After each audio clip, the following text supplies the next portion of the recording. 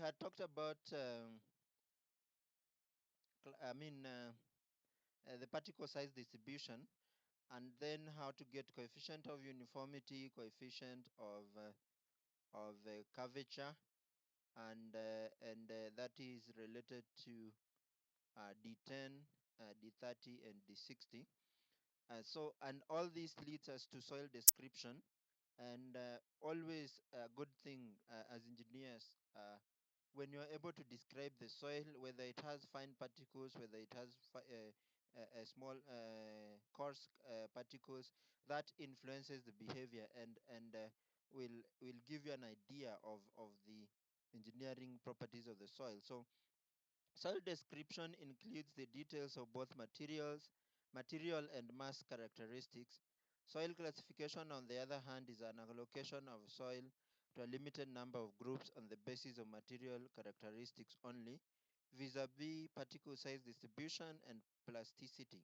Soil classification is therefore independent of the in situ mass condition of the soil mass. It is unlikely that any two soils will have the same description, while they could have the same classification. So the way the classification of the soil, they could be clay, they could be gravel, they could be sandy, but the description, whether they are firm, whether they are dense, whether they are loose, that description cannot be the same. But for classification, can be the same. Now, in some engineering processes, the description and classification are useful. Such engineering processes include seepage, foundation and seepage.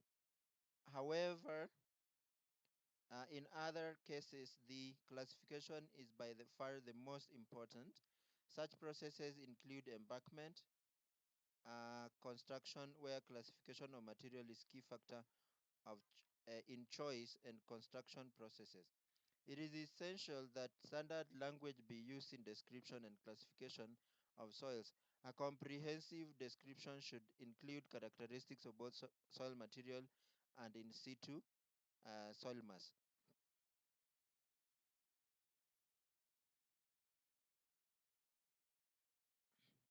So we proceed with the description. So, for example, material characteristics can be determined from disturbed samples of soil, i.e., samples having the same particle size distribution as the in situ, but whose in situ structure, excuse me, has been altered. The principal material characteristics are particle size distribution on grading and plasticity. Secondary material characteristics are color of the soil, shape, texture, and composition of particles. We are saying, you remember us talking about crushing when you are grading, or sometimes you use a desiccant if you are doing a sedimentation test, something to separate the particles. Uh, but as in situ, you will find an intact soil mass. If this is your sample, you'll find something intact. But in the lab, we have to make sure they are in separate particles like that, so we are able to sieve them and characterize them. So this is the point we are saying here. Unfortunately, the while this the fact that we have disturbed it and we are sieving and characterizing basically a sample that has been disturbed, but in situ, what's important in situ, the intact characteristics control the actual behavior on in situ. So this is the quandary, or this is the difficulty, or the paradox that we are. While we need to get the properties, we use undisturbed samples, but in actuality, in reality, the in situ features or engineering behavior is actually controlled by the intact characteristics. So mass characteristics are best determined in the field, but can also be determined in the laboratory when undisturbed samples are available. Mass characteristics include firmness, strength, details of any bedding, discontinuities, and weathering. The arrangement of minor geological details, referred to as macro fabric, should be carefully described as these excuse me, can influence the engineering behavior of in situ soil considerably, such as macrofabric features are thin layers of fine sand and silt in clay strata, silt-filled fissures in clay, small lenses of clant in sand, or organic intrusion and root holes. So when you go on site, it's important to describe whether you can see. To see, for example, if you can see maybe the very things you can see or feel with your fingers or your hands. For example, if the soil is firm, the soil is soft, there is a there is a grass, it's bushy, all these things is important because then you can have a better idea of the characteristics of the soil. For example, when it's bushy, probably is just topsoil, maybe it's a little fertile. That could give you an idea whether it's organic soil. All these things are useful. So, soil classification, a detailed description of method of describing soils is contained in BS 5930. The basic soils are boulders, cobbles, gravel, sand, silt, and clay. Often soils appear in mixture and are referred to as composite types. In accordance to the BS to BS 5930, a soil is of basic type and sand or gravel or coarse soil. If after removal of boulders and cobbles and over 65% of the material is in the sand and gravel range, a, a soil is of basic type silt or clay, fine grained soil when over 35% of the soil is in the silt and clay range. So when you get 35% fine whether it's silt or clay, then we can say that soil is either silt or clay. 35 percent, and then we're saying after you remove over 65 of the material, then that material we can say is the sand or gravel range. Then we can say composite soils are named as described in table.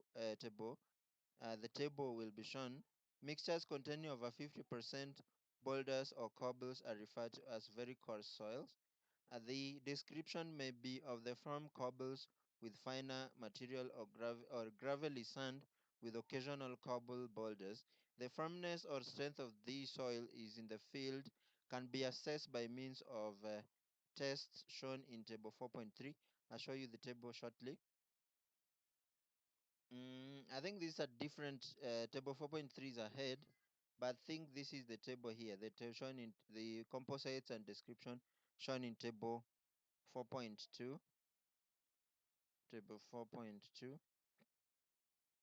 So this is the table we are saying, and these are mixtures. For example, we can say slightly sandy gravel has on up to 5% sand, and then sandy gravel you can say 5 to 20 percent sand. Very sandy gravel over 20% sand. Gravel or sand about equal proportions of 50-50. Very gravelly sand over 20% gravel. Gravelly sand 5 to 20% gravel. uh, Slightly gravelly sand has up to 5% gravel. Slightly silty sand or gravel has only 5% silt. A silty sand or gravel has 5 to 15% silt. A very silty sand or gravel has between 15 to 35% silt. Slightly clay sand or gravel has up to 5% clay. Clay sand or gravel has between 5 to 15% clay.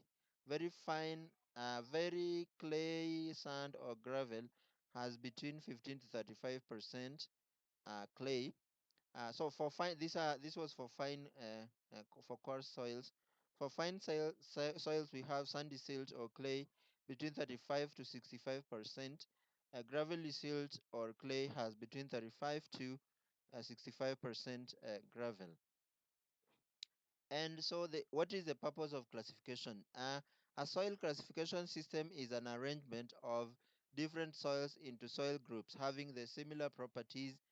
The purpose of soil classification is to make possible the estimation of soil properties by association with soils of the same class whose properties are known. Thus, with consistent soil classification, it is possible to one, use the data of others in predicting foundation. For example, when we describe the soil, you have kind of a reference data. If, for example, in the future, you are going to do a project in the area whose soil has been characterized, then you have some reference and you can possibly predict the behavior, the expected behavior.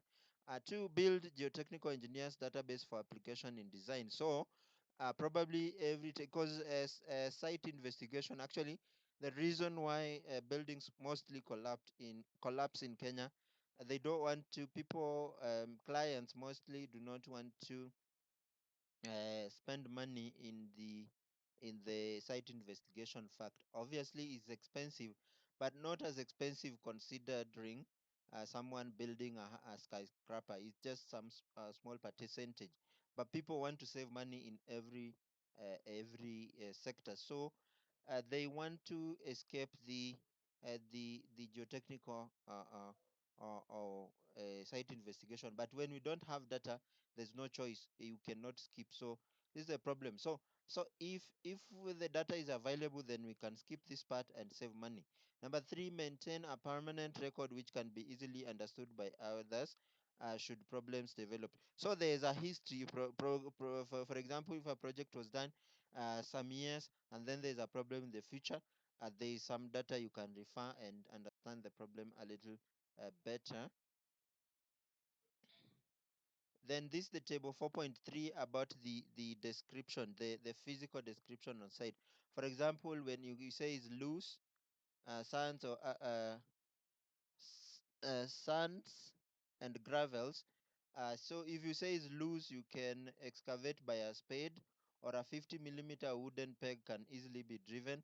When it is dense, then it requires a pick. A pick is something that I don't know, looks like this, has some hole in the center here, and then something like this, and usually has, yeah, so this thing I usually used to dig in difficult soil. That's what a prick is, a pick is. So if you cannot excavate using a spade, you need a pick. Then wooden pick, find it difficult. A 50 meter wooden peg is difficult to drive. Then that is a dense soil, slightly cemented by visual examination. Pick, if you use a pick, yeah, then you remove lumps of the soil, so that's dense soil. Then soft or loose. So if you're talking about seals, soft or loose, easily molded or crushed by fingers. Firm or dense can be molded or crushed by strong pressure on in fingers. For clays, very soft, exudes between fingers when squeezed in hand. Soft, molded by slight finger pressure. Firm can be molded by strong finger pressure. Stiff cannot be molded by fingers. Very stiff cannot be indented by thumb and nails. Organic peat, we have firm fibers already compressed together, and spongy plastic, very compressible and open structure can be molded by fingers and smears the fingers, leave some imprints or marks on your fingers. So we talk about the British classification. British classification soil classification system is based on the particle size distribution and the plasticity as plotted on the plasticity chart. The plasticity chart is a plot of Pi against LL. I'll show you. In the British soil classification, any cobbles or boulders retained on 63 millimeter sieve, BS sieve size, excuse me, are removed from the soil before the classification. The percentage of this very coarse portion is determined and mentioned in the report. The soil groups in the classification are noted by the group symbols composed of main and qualifying descriptive letters having the meaning shown in table 4.4. I show you later. The letter describing the dominant group is placed first in the group symbol. When the group has significant organic content, the suffix is O. The suffix O is added as the last letter. The above is illustrated below in the description of sand, clay, and silt sample. So the major category you can see here is sand. W is added as a descriptive word, so we can say that is a well-graded sand. So here you can see Cl is clay. The predominant soil is clay, and then we can say sandy, SCL means very clay, sandy. So when you put the letter first, that means the S first, then it means that soil is mainly sand. So if you are talking about clay, you can see it appears first, and these other additional words are just descriptive words. So if you see S first or C first, S first means that is sand, C first means that is clay. These additional words are for descriptive purposes. So this is very clay sand, the clay in the sample, or in the sample of low plasticity. So C means clay, L means low plasticity. So this is sandy clay, very clay sand of low plasticity. And then this is sandy clay, this clay, but is sandy, but is of intermediate plasticity. So these are the qualifying terms. So for example, you have gravel, generally is called gravel. You can say is well graded or poorly graded. Sand, S, can be well graded, poorly graded, uniform graded, gap graded, and these are the symbols you can use to qualify that. Then we have fine soil. This is clay and silt, and they of low plasticity when the the plastic in, no, not PI, sorry, when the liquid limit is less than 35, you can say that's low plasticity. Intermediate plasticity between 35 to 50, and you use the letter I. This is why in the previous example, I is there, so we can say this is of intermediate plasticity. High plasticity, we use high, and then liquid limit is between 50 to 70, we use letter H. Very high plasticity, between 70 to 90, and then we use V to represent that very high plasticity. Extremely high plasticity, we use E, and of upper plastic range, as long as its LL is less than 35, we use U. Organic may be a suffix to any group, O. So organic soils are soils that have not, young soils, we can say, has a lot of organic content. For example, in the forest, because the leaves keep falling, and most likely the most top layer has organic, a high organic content. The peat, if you have peat, this is soil that has not decomposed very well. We use PT. So fine-grained soils are represented by a point on the plastic chart. The plasticity is divided into low LL 35 and upper zones LL greater than 35. I think this is wrong here. So upper this is not right. So LL should be greater than 35. Yeah. So the upper plasticity zones are subdivided into intermediate, LL 35 to 50, high 50 to 70, very high 70 to 90, extremely high is greater than 90. So we can say extremely high is greater than, LL is greater than 90. Okay. So, and this is the table. So if you draw PI versus liquid limit, and these are the differences. So this is low plasticity, intermediate, high, very high, extreme, and then we have the activity line. If someone asks you what clay activity is so that's the activity line. Activity is a way to measure what we call the percentage If soil has more clay particles, active clay particles, then you expect it to be more active when it comes in contact with water. So this is a chart that can help you to make such distinction. The recommended standard for soil classification is the British Soil Classification System, as shown below, and this is detailed in BS 5930 site investigation. So these are some you can read for yourself the type of soil, the symbol you can use, whether well graded, uniformly graded, whether silty, and so on and so forth. So qualifying words that can help you to qualify or describe soil such that other people, when they read your report, they can understand or have at least an idea of the soil you encountered in situ. Now, because of this, there was the British classification system. The American have also their own system. So we need a unified soil classification system that is understood world over.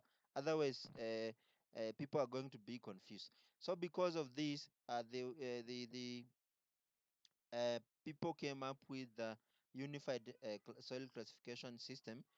Like the British soil classification system, the unified soil classification system is based on the particle size distribution and the plasticity as plotted on the plasticity chart.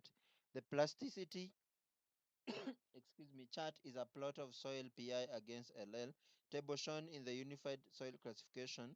The main difference between the British classifications is that the detail in the unified classification is reduced. So in the British there was 35 and 65. 35% was the cutoff. Here we are talking about 50. The unified soil classification system uses 50. So soils, in effect, classification is simplified. Thus, the separation of the coarse and fine grained soils is basically determined on the 50% mark. So, if you find 50% of the particles is clay, then that soil is clay. The British system used 35. So, if you find 50% is sand, 50% is gravel, that soil is sand, gravel. But you can say it's clay, gravel, depending on is so the predominant letter to be used or description, whether it's sand or gravel, depends on the majority of the particles, whether they're in the clay range or the sand range. So in the division of the plasticity chart is limited also by 50%. So to make it easy, so when it is less than 50, you say low plasticity, greater than 50, higher plasticity. So that's it. So it's a little easy because if we use 35, between 35 to 50, 50 to 70, 70 to 90, a little confusing. So this is was considered simple so that people can find a good difference. So, for example, here is gravels are more than 50, but depending on the number of fines, so you can say this is well graded gravels or sand. And now, when you increase, for example, silt, so then you can start using words like silty sand or silty gravel, and these are the symbols to be used whether well graded or poorly graded. The same idea here, when 50% that is clay, so could be inorganic seals or clay sands or of low plasticity or high plasticity and so on and so forth. You can also use silty clay depending on the percentage, silty clay or clay fine sands and so on and so forth. So this you can read for yourself to familiarize yourself with the soil description. Finally, the system is based on both grain size and plasticity characteristics of soil. In this system, soils are broadly divided into three divisions. Coarse grained soils, if more than 50% by weight is retained on sieve. Number 200. Number 200 is 0.075 millimeters. That is so. This is the sieve that determines. This is the sieve that is used to demarcate between sand and clay. So if 50% of the material is retained on this sieve 0.075 millimeter or number 200, then that is sand or gravel. But if more than 50% by weight passes through the same sieve, then you can say that is a, a clay. So we also have organic soils.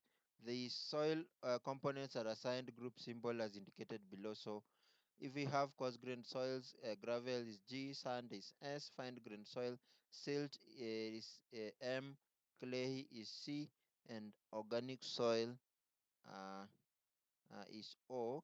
And we say that symbol M is derived from Swedish word more for silt. Yeah, because if we used silt S again for silt here, and S has been used for sand, there would be a confusion. So people had to get creative, I suppose. So sieve number 200 is 0.04, is 0.74 or 0.0. No. So now between sand, so when 50% is retained on this sieve, 50%, then that is sand. Sorry. If 50% is retained on this sieve, that is sand. If more than 50% passes through sieve, that is clay.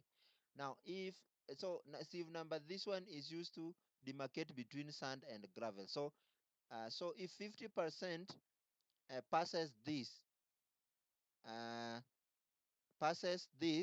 then that is sand. Is 50% passing, 50% passing more than 50% actually, or more, 50% or more passing this sieve, then that is sand. But if 50%, more than 50% is retained,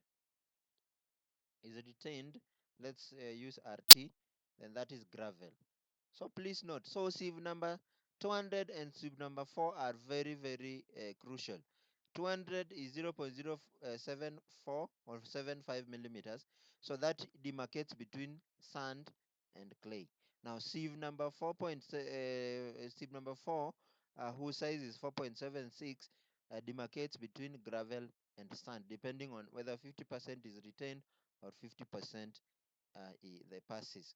So shortcomings of the classification system. The classification system are based on properties of grains and their molded properties. I've said this. They do not consider properties of materials in situ.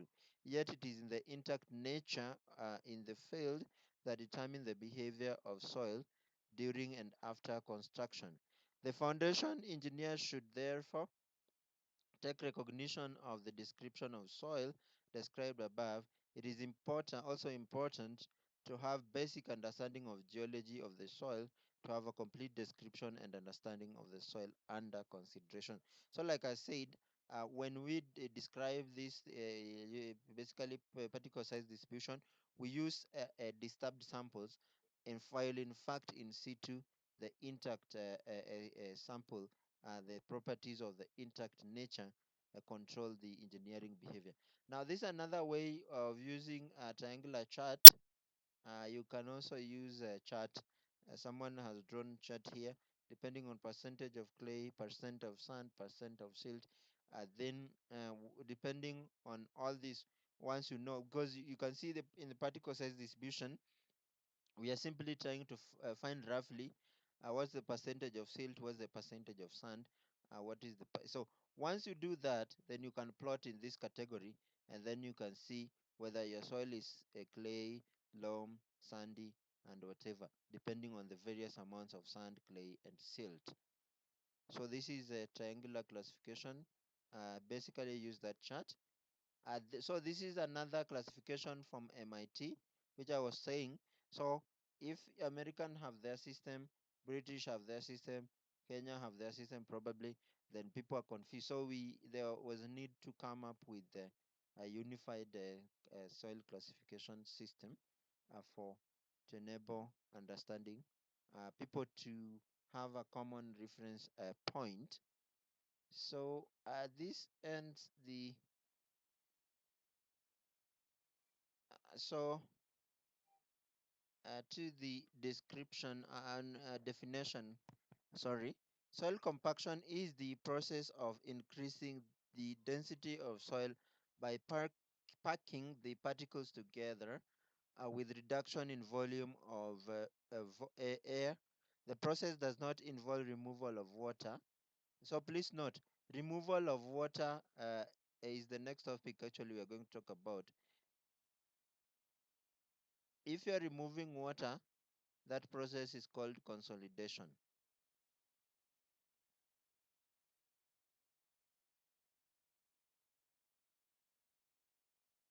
Consolidation.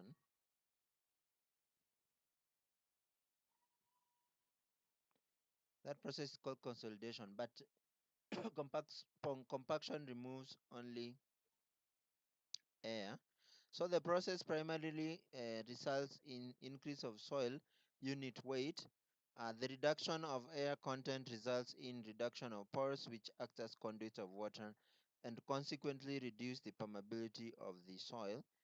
In addition, compaction reduces liquefaction and increases the erosion resistance of the soil. The result is increased shear strength and less compressibility. So all we are saying is if this is your soil, then you apply some force, vibratory or or for this actually for to remove air, combination of weight and vibration can help. So when you use your force and then you're able to reduce the and then the material, the void spaces, and then the material can compact together. This is the idea. So in the net effect is that the density is gonna increase. Uh, also, but note that the vibratory action cannot remove water. It does not have any effect on water actually. I think that's but that's a problem for another topic. So the purpose of compaction is to produce a soil having the physical properties appropriate to the particular project. A good measure of compaction is needed in the construction of road embankments and improvement of road subgrade, subbase, and and base layers. Compaction of materials in dams is needed to ensure stability and water tightness of the dam. So we get into the theory of compaction. So we say the degree of compaction is a measure of a measured quantity is measured quantitatively by dry density. We talked about this before. The increase in dry density of soil is a function uh, is a function of the moisture content of the soil and the compaction effort. The variation of the dry density and moisture content W is shown. Curve is usually plotted by obtaining dry density from bulk density and water content. I think I already said this before. The only thing we did not talk about is the curve. So uh, yesterday we tried to prove this, that we said water content is mass of water, mass of water over the mass of solids. And we say if we add one there and say that mass of water over mass of solids plus one could be represented by mass of solids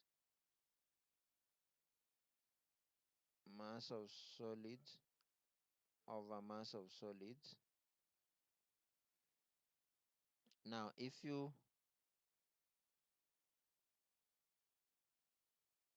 this is mass of solids over, let me use a different pen because the writings may overlap. So W plus ms. Now if you divide everything by V, by the volume,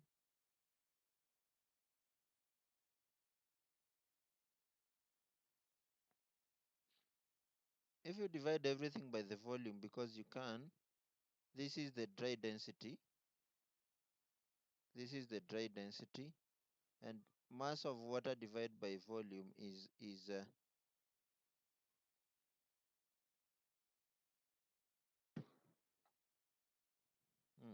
plus,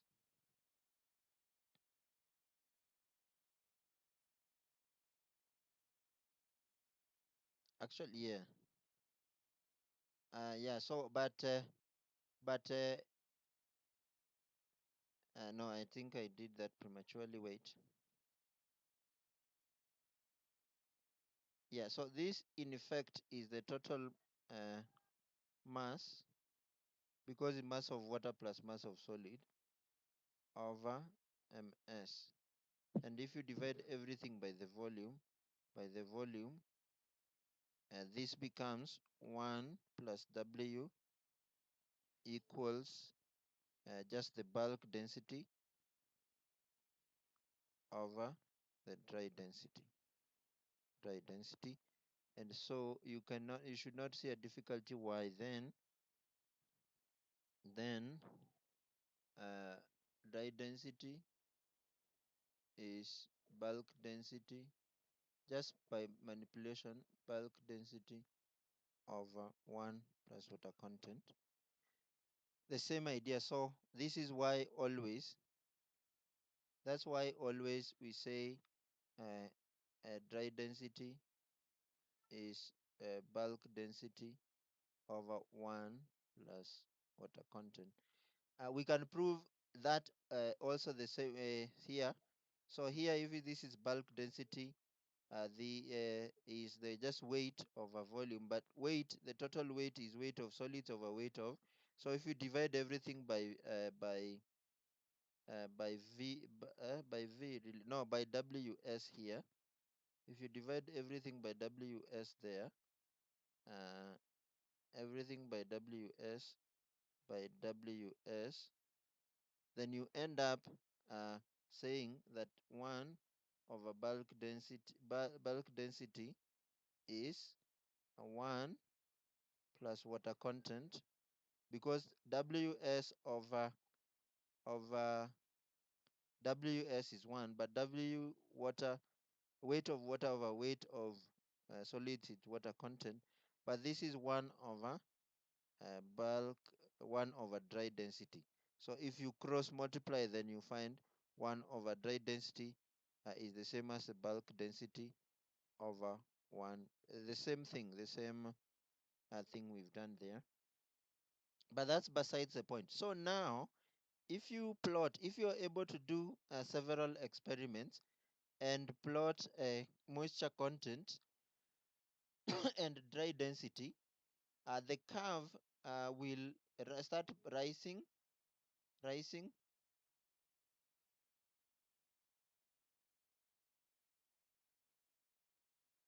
The curve will start rising, but level off at a certain place, peak, and then go down.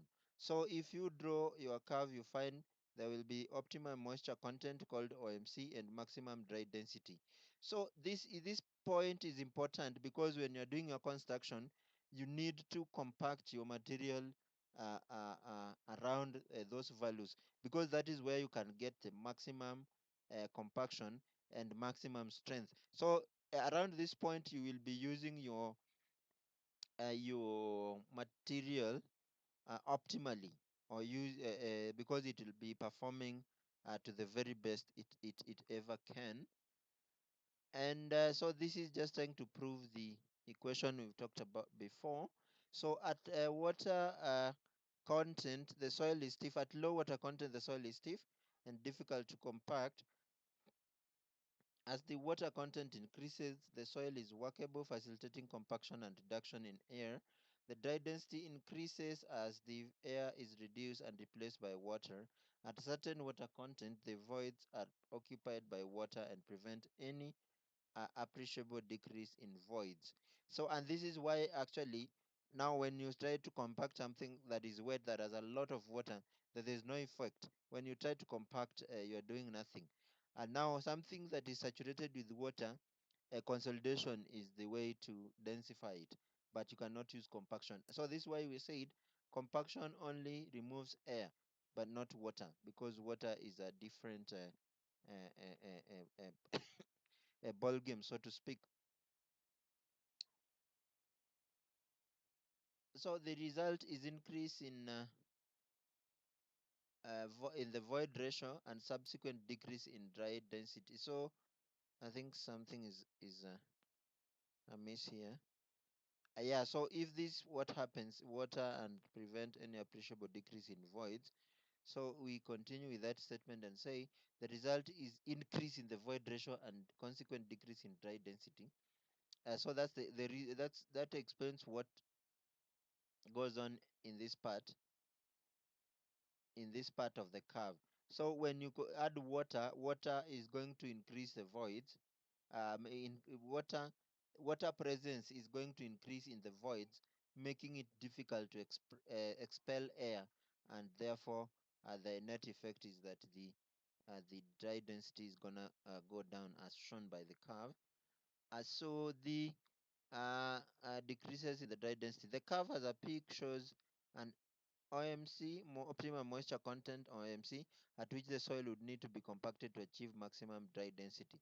So at that point, you can get the maximum compaction, so to speak, of the soil, and therefore the soil would most likely be the strongest when compacted under those conditions. So if it was possible to remove all the air at various water contents, the dry density achieved at the zero air voids would be maximum achievable for the various water content. This curve can be drawn by the relationship of density and specific gravity, water, and degree of saturation. So these are the formulas. You remember this, we proved this, and already we did that from phase relationships. So if we are ever assume that we could expel all voids, then for various water contents, you see the curve of zero voids. Interestingly, you will see that when water content is zero, and when water content is approaching zero, when water content approaches zero,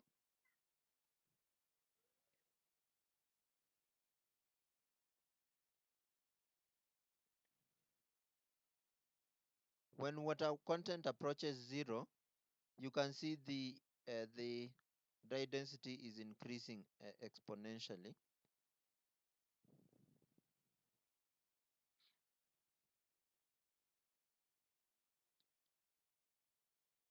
So theoretically speaking, the maximum dry density ever possible can be computed uh, uh, as known before. However, air voids contribute to reducing the maximum dry density. Then it is easy to see the reasoning behind the equation shown. If the soil is assumed to be saturated, then E is, we already did this, thus the equation above can also be expressed as shown. And so here we replace E with that and get the following expression. The dry unit weight can also be expressed in terms of A, W, and GS.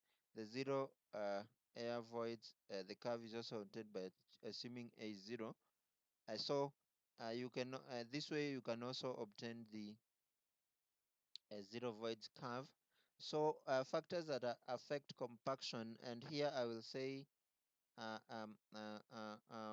simply that compactive effort. So if you have low compactive effort, you can see the maximum low compactive. So in comparison, so this is high compactive effort and low compactive effort.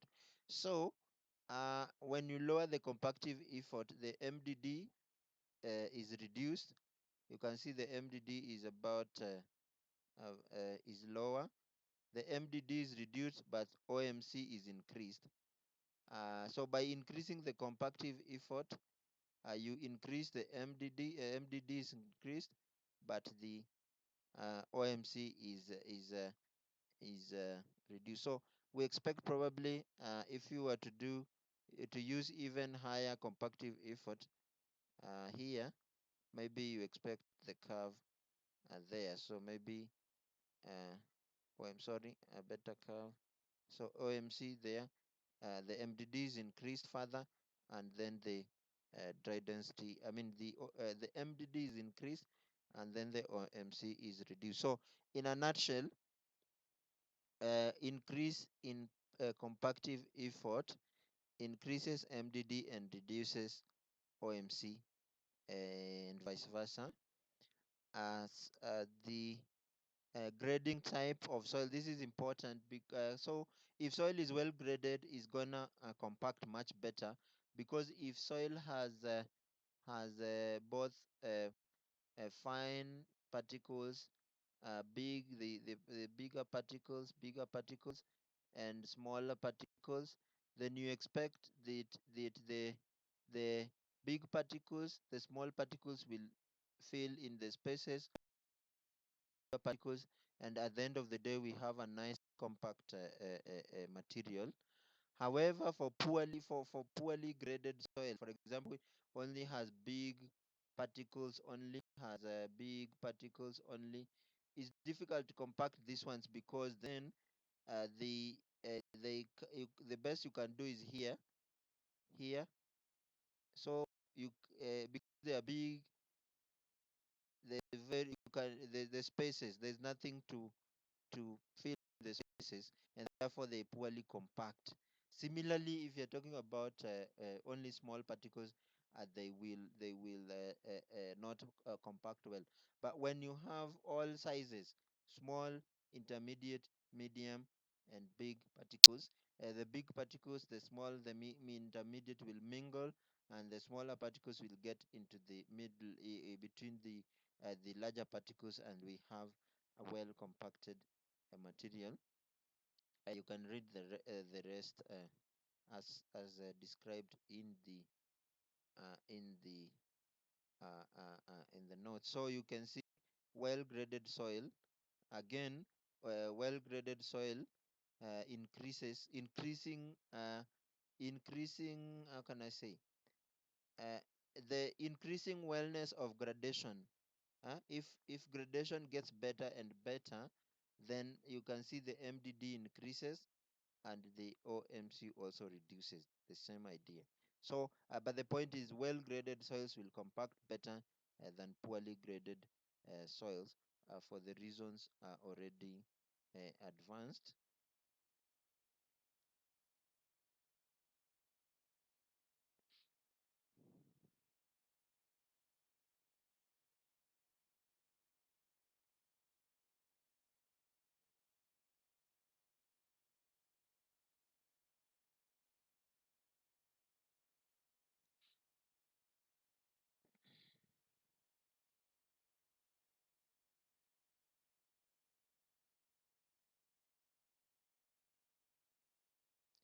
So,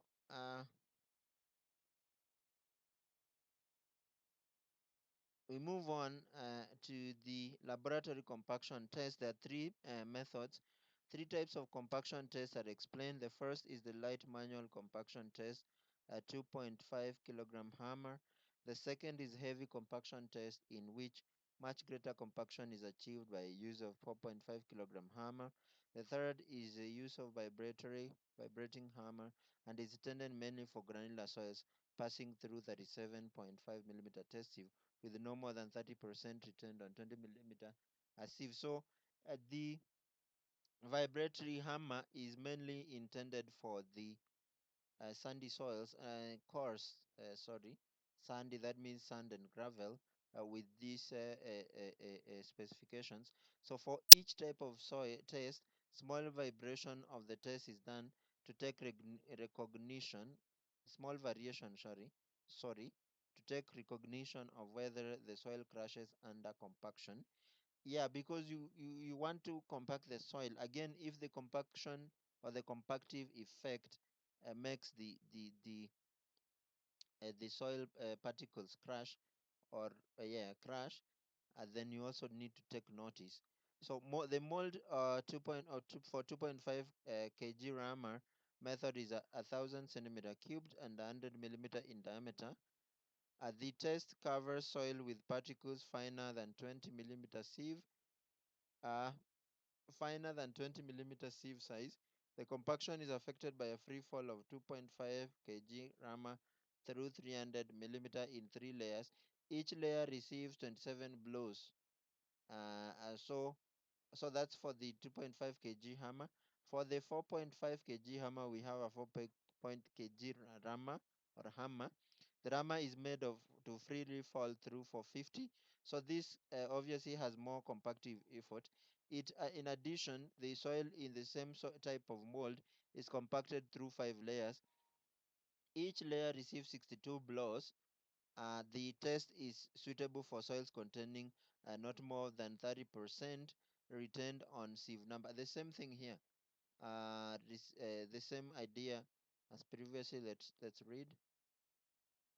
On 20 millimeter sieve, these particles may include particles retained on 37 millimeter sieve size. In the vibratory saw, that's for the 4.5 kg hammer. So the vibratory hammer method, the molds is 2360 centimeter cubed and 152 millimeter in diameter. The compaction is effected by placing the hammer on the soil surface and vibrating the rammer at 60 plus or minus 2 seconds. During this period, a steady downward force on the rammer is applied to enable a force between 300 and 400 newtons to be applied on the soil.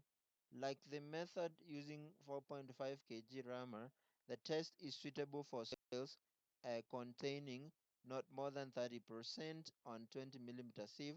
These particles may include particles retained on 37.5 millimeter sieve size.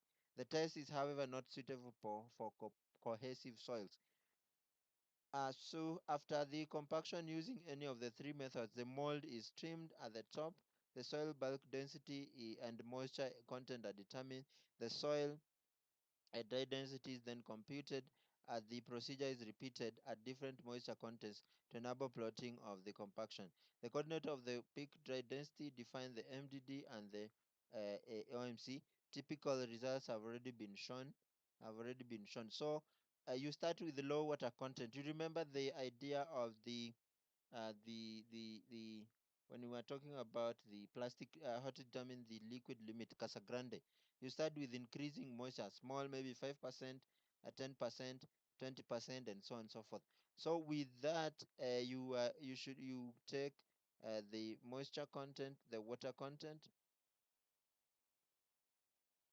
a graph of water content, and the dry density.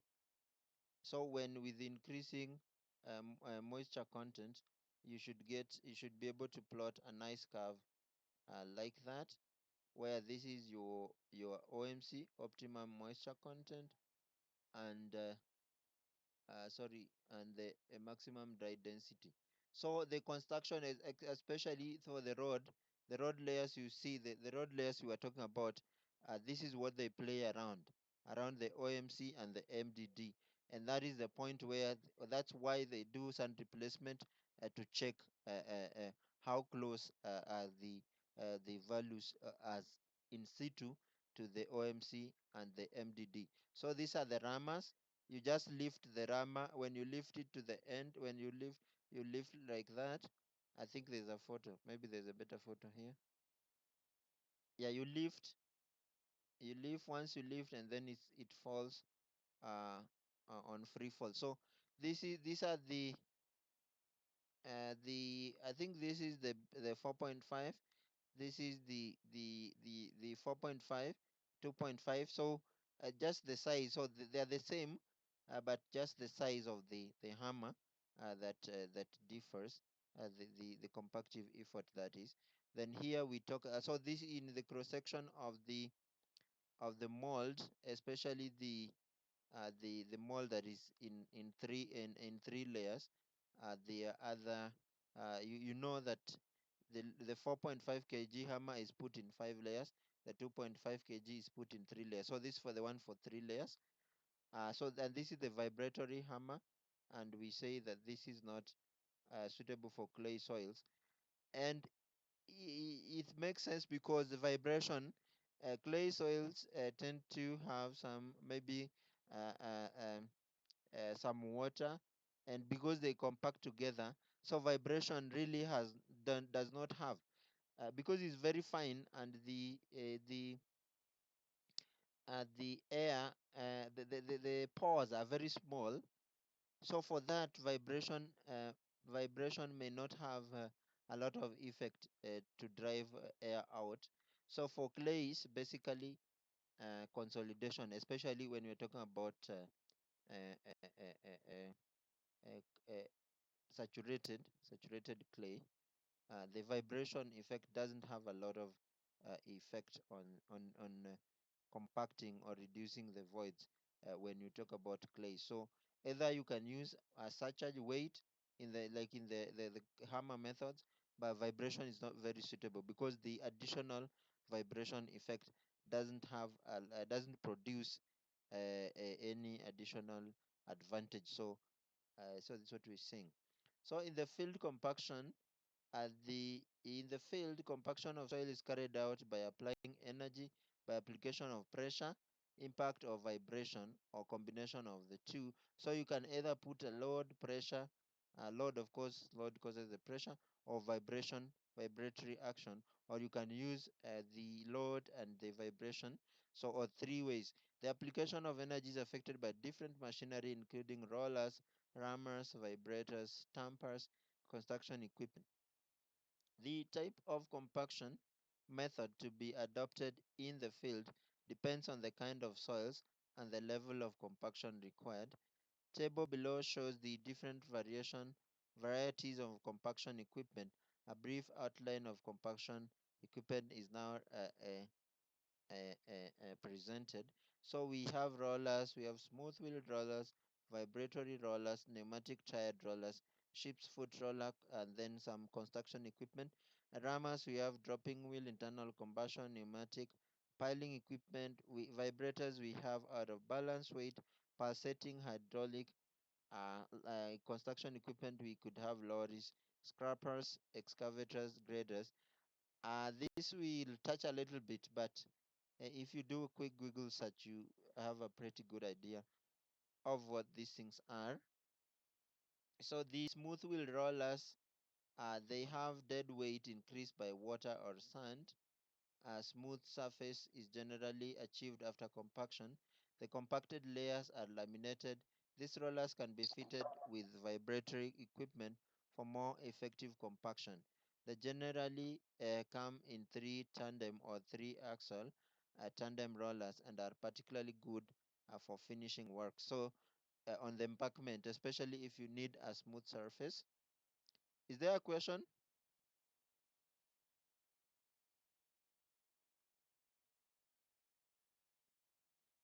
So the so we've talked about the smooth wheel roller. Then we talk about pneumatic tired roller. These are good for coarse and fine-grained soils. They have a set of two axles. Usually, rear axle may have three wheels, while the front axle has two wheels. In between the axles, a platform is mounted which carries loads for providing the needed pressure on soils under compaction. The tires are wide and increase in pressure the compactive effort. It is common to have rollers towed by tractors. Now, these ones you see when you are layering when you are putting the final course, the wearing course, whether it's the first course, the second course, or the third course, the bitumen, the bituminous, the course that the vehicles will pass over, you use this. And now this one uses pressure to compact. However, it has no vibratory action. This has no vibratory action. Then we have shift put roller. Now this is named so because the impression of these things, the imprint left looks like a sheep. Now this is also called sheep's foot, but I don't know whether those imprints look like a sheep. I don't know. I have no idea. Now the sheep's foot roller consists of a roller with hollow steel drums acting as wheels, fitted with numerous tapered or club shaped feet projecting from a drum surface. The feet take the shape of sheep's foot, and hence the name. Initially, a soft soil is penetrated by sheep's foot. As the soil increases in density upon the rolling of the roller, the sheep's foot rises to the surface. The penetrating feet mix the soil upon bonding it together. This type of roller is suitable for water retaining earth. So, especially on also on road construction. So we're saying when you talk about water retaining earthworks, also at the lower courses, the very first layers in road construction, Christine seems experienced on road, so probably she will agree with me. The lower, the very first layers you put for road construction, especially when probably you are borrowing and the soil, the in situ soil is clay, black cotton mostly, you borrow some material and put a lay. It's called a blinding, blinding layer, and a few other layers after the blinding layer. You use the ship's foot roller to because that material is kind of rough, has some big particles. You need kind of because the spikes, the protrusions also need to kind of break as the breakables, and they use some vibratory action to compact it together and so that you have a better material. But this is used for lower layers. You can see you cannot achieve a smooth surface with that kind of compaction material. So eventually, when you need a smooth surface, then you have to go to the smooth wheeled rollers. But for lower layers, for the blending layers, for layers, for the very first layers on road construction, this can be used and is used. And any of you on road construction, I'm sure, have done or seen that several times. Unless so we have rammers. Rammers are usually employed when the site conditions are such that the conventional rollers are not suitable. For example, if you don't have enough space, you can see the hammer, ship's foot roller, the smooth wheeled, the pneumatic tired rollers are huge. They take space and so on and so forth. So sometimes if you don't have enough space, for example, near culverts, near bridges, you don't have enough space to compact, you can use these rammers. This is a nice machine controlled, and this can also be even by hand. Yeah, but in tight spaces where you cannot get the equipment. Then we have vibrators. We have the plate compactor. Again, these ones will help you in places when excuse me, when where there's no space to fit the conventional, the machine wheeled vibrators. So then we have also the concrete vibrator. I'm sure you've seen this. And then we have construction equipment that can be used on site to a reasonable degree compaction. This type of compaction has been used in reclaiming swampy uh, fails where the quality of final stage need not to be of high. Okay, yeah, some compaction, for example, if you can just make the construction equipment to be passing, be they lorries, scrappers, whatever, because they are substantially heavy, but by their passing, running over, that can also be a method of compaction. Actually, even sometimes when road is nearing construction, you have put either the first or the second course and you have not quite finalized. It's usually opened for vehicles, even the PSV, everyone can pass for a period of time before the final construction is done. I'm sure, Christine, is that is true, right? Some compaction as well. But in the field, compaction equipment employed is usually in different types depending on the complexity of the works. These construction traffic should be channeled and directed on earthworks systematically on loose earthworks to achieve beneficial compaction. That's what I'm saying. The construction equipment comes in an array of different types. We have lorries, scrappers, excavators, graders, and etc. So these are the photos, just in case you have no idea. A scrapper and So field control of compaction. A test for determination of bulk density and water content during earthworks construction must be carried out at every layer of compacted earthwork. So I remember I was saying you usually have nice layers like that. No, you usually try to make it a comfort shape like that. So each of those layers have to be tested, and we say that we need at least a test per 8-hour shift with minimum of one test for every 400 meters cubed of earthworks. That is like tests like that for every 200 millimeter length. 200, sorry, not 200 millimeter length. For every 200 meter length. So bulk density determination by carried out by means of co-cutter sand replacement or nuclear radiation. In the core cutter method, undisturbed sample is obtained by pushing a thin-walled cutter 10 centimeter into the diameter in 10 centimeter in diameter and 12.5 centimeter high into a compacted soil. The bulk density and the moisture content are determined to enable determination of water of the field dry density. The sand replacement is by far the most widely used. I'm sure you've seen that.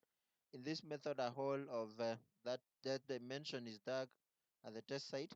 The mass of the soil from the hole is carefully retrieved and weighed. The volume of the soil has the soil has been excavated is gotten by pouring loose sand a fixed height through cone shaped stand. So the nuclear radiation uses nuclear gauge in this usage of gauge aluminum probe inserted in the soil. Neurons are released from the source. I think we already talked about the principle, some interaction, and then they measure, for example, the hydrogen, and then the dry density. It uses some geophysics. They emit some signals, and then they received back. Then by using the principle of physics, you're able to determine the actually we finished, but I need to explain something that is important. The what these people do usually, we I said when you are doing these layers, they have to be tested, and they always minimum acceptable standards. For example, after you measure this value, you remember we said this curve. So every borrow pit, every place where there is material is to be borrowed, this test has to be done. So we know the maximum dry density and the OMC. So when you go, someone will go to the field, you use this, or sand replacement, they get the FDD, the field dry density. All right. So before we authorize the construction of the next layer, the is always prescribed that the compaction degree of compaction has to be 95%. So how we check that the degree of compaction RC is the field density determined by this or this. So the field density, because the borrow pit have already been tested during the design stage, and we know, so we know the MDD. So the field dry density over the MDD, because the MDD we already know, so times 100. Now for that, this value has to be greater than 95%. If it's not greater than 95%, the layer, these layers that we say, when the contractor has done the construction, each layer, they make a test request to the supervising engineer. And if they test and they find that this, the 200 is usually constructed in lengths of 200 meters, not millimeters. So if it's not 95%, then you have to redo the construction. So this is one of the requirement of the checks. And then also the water content, we will check how close is it to the OMC. So if the OMC in the curve is 12%, and you find in the on site, as built on site, the OMC should be around there. That means the compaction is good. Now obviously, if you find that the relative compaction is less than 95%, then it means the moisture content, the water that the Christian was talking about, either was not enough or was too much. That's the problem. So one, in fact, if you find that the compaction is not correct, then the problem is the water content, either too much or too small, which you have to correct. Now, contractors don't like to redo, because you can imagine the fuel, you are paying people and so on. So every time you reject, if you reject that length, it's like millions of shillings that have been spent, and they don't want to do that. They should do it at their cost, because they should be able to control the quality. So usually they try to offer corruption money. Very common in the field, and I encourage you people not to take that money, because that's wrong. You're wasting people's resources. People should learn to do the right thing, either way. Yeah, so this is also you should also learn integrity, as yeah, but it's very common, especially when they find the layer does not meet the standards. Then you are going to be tough. They try to bring you money. uh, some people actually might even try to harm you, but if you realize they can harm you, please resign, leave the job. Don't be killed. This is just a job, but please don't do the wrong thing as well.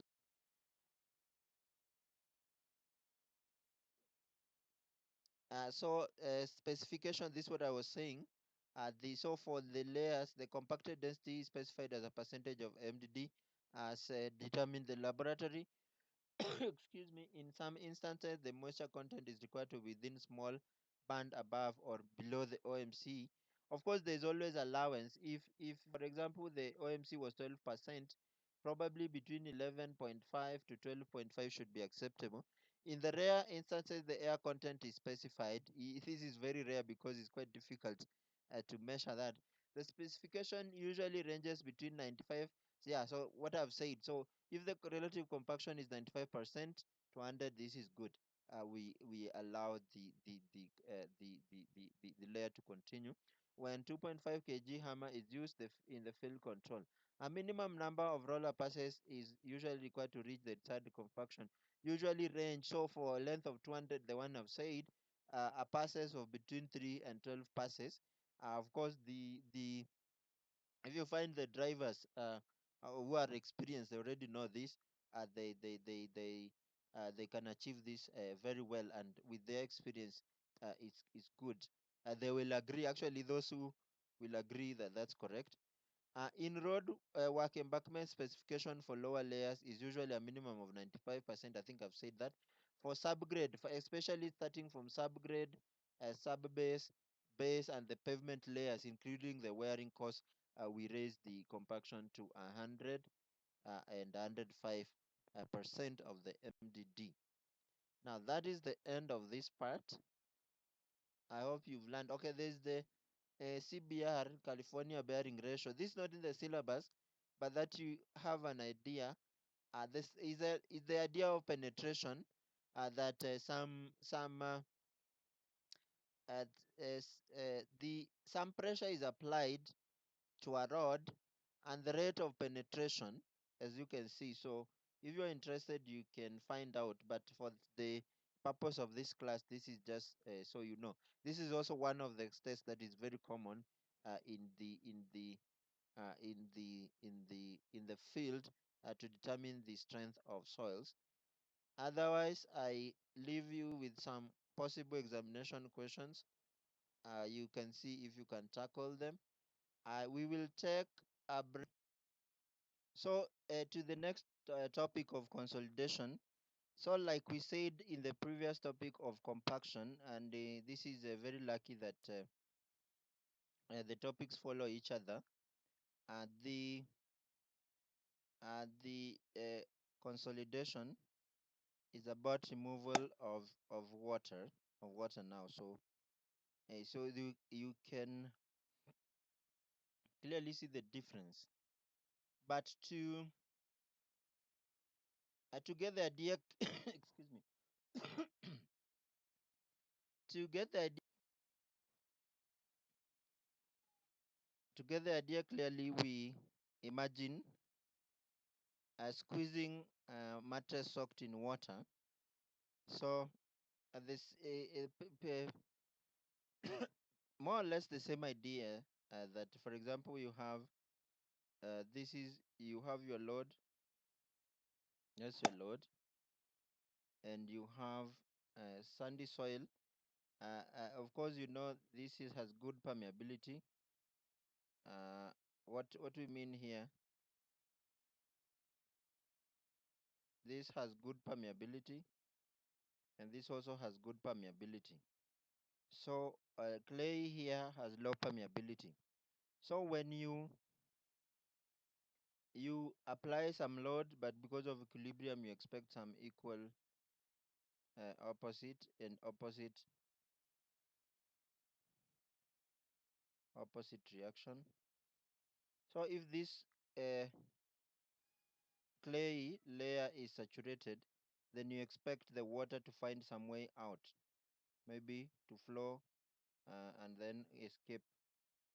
This is what we expect. So water layers maybe at the middle here will flow to the boundary and escape at the sand layer, flow and escape. Maybe here, flow and escape, and flow and escape. So that is the principal idea. If you imagine, so the point is clay, the water particle here will flow, will peak, uh, will flow down here and escape, and another one will flow up there and escape. So it's like you're squeezing a mattress.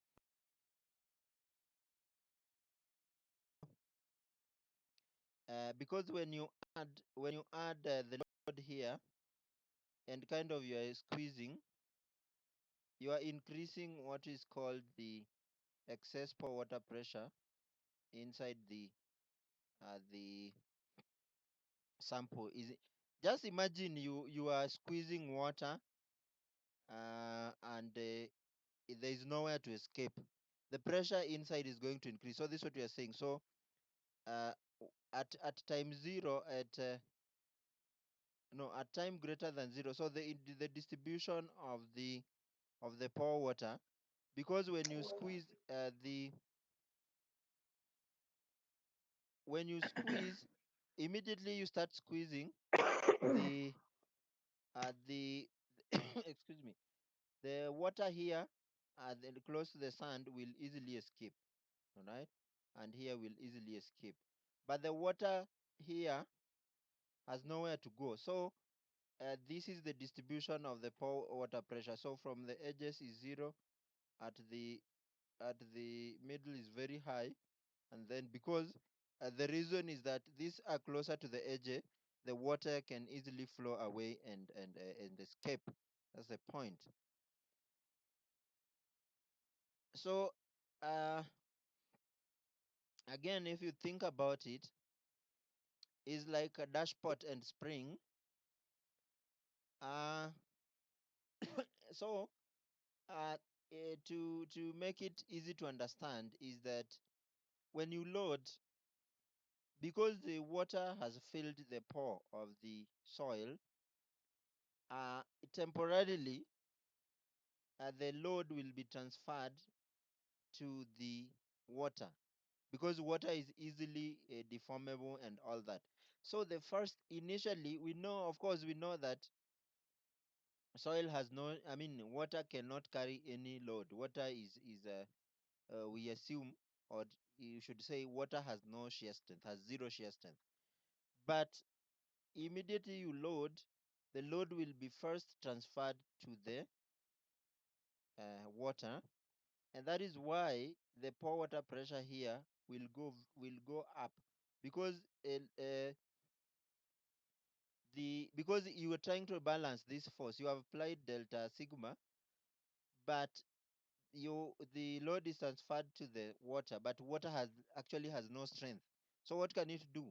It can only increase the pore water pressure very high, and so the variation in a manner to balance the externally applied force. So the variation of pore water pressure, uh, especially at the middle, excuse me, is gonna be very high. So that's the first thing. So here, this load will be carried by the water first, and then slowly but surely with time transferred now to the soil particles, because soil particles can carry the load eventually. But the first thing that will experience the force is the water. So that is important.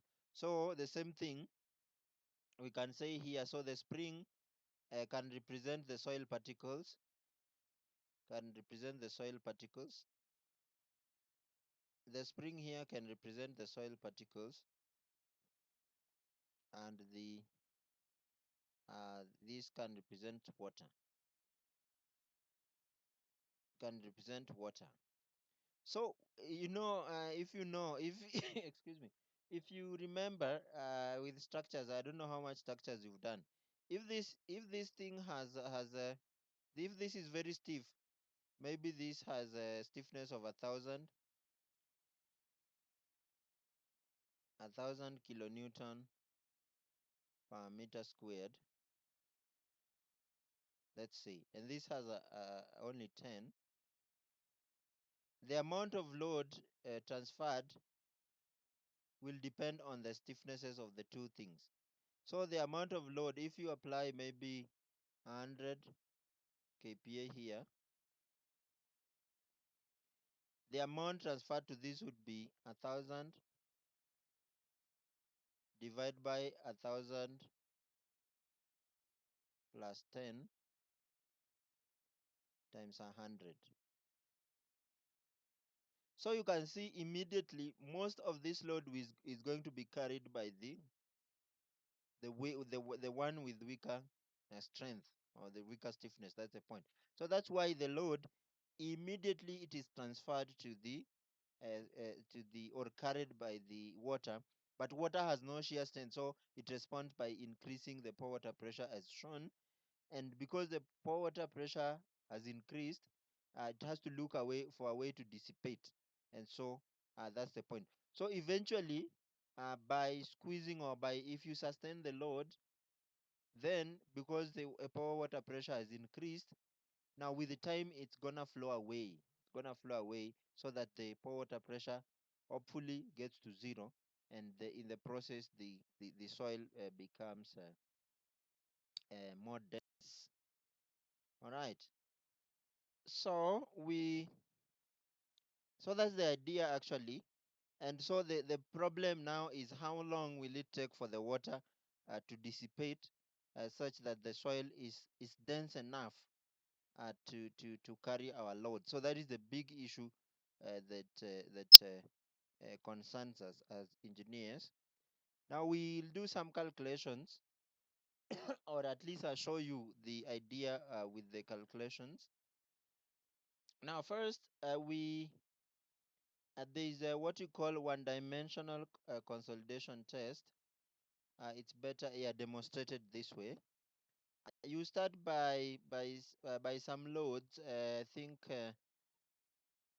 500. Okay, you start by 500. Okay, you put like this, and you load and you keep doubling. You start by 500 grams. Then after some time, you double it to 100. 1 kilogram. Sorry, 1 kilogram. Then 2 kilograms. Then 4 kilograms. Then I think up to 16. Sometimes up to 32 kilograms. So the idea is every time you are loading, and you are loading underwater, you can see it's fully saturated with water. You are squeezing, you are changing the height. Now that change in height can be converted to the voids ratio as well. And of course the time element is important. So you put 500 grams, you wait for some time, take reading. So as the loads increase, now the time to take the readings increases. So sometimes it starts with maybe a matter of minutes here when the loads are small.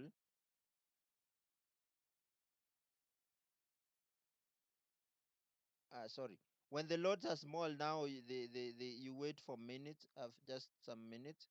And then when the loads are now 88 kilograms, 16 kilogram, 32, you can wait for 4 hours. I think, I'm not sure, but this is what is well described in the standards. But here, just to show you the idea. So, but when you load like that, you change the height. Then you convert the height to to the voids ratio. So the idea here is that if you so these are the load. This is a log scale normally. This is a log scale, semi-log scale, I should say.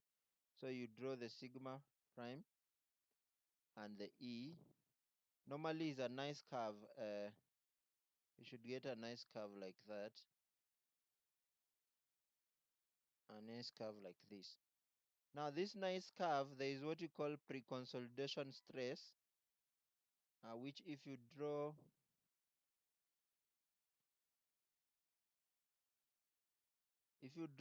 uh, if you draw a straight line, no, sorry, that's not right. If you draw a straight line to this portion, a straight line to the initial portion, a straight line like that, and you draw another straight line to this portion, sorry, to this portion, a straight line. It's quite difficult to draw. Let me try again. A straight line. Anyway, yeah, along the gradient there, then where they intersect, there is always an interesting value called sigma p. Now, this, please note, this sigma p is important. This is called pre-consolidation stress.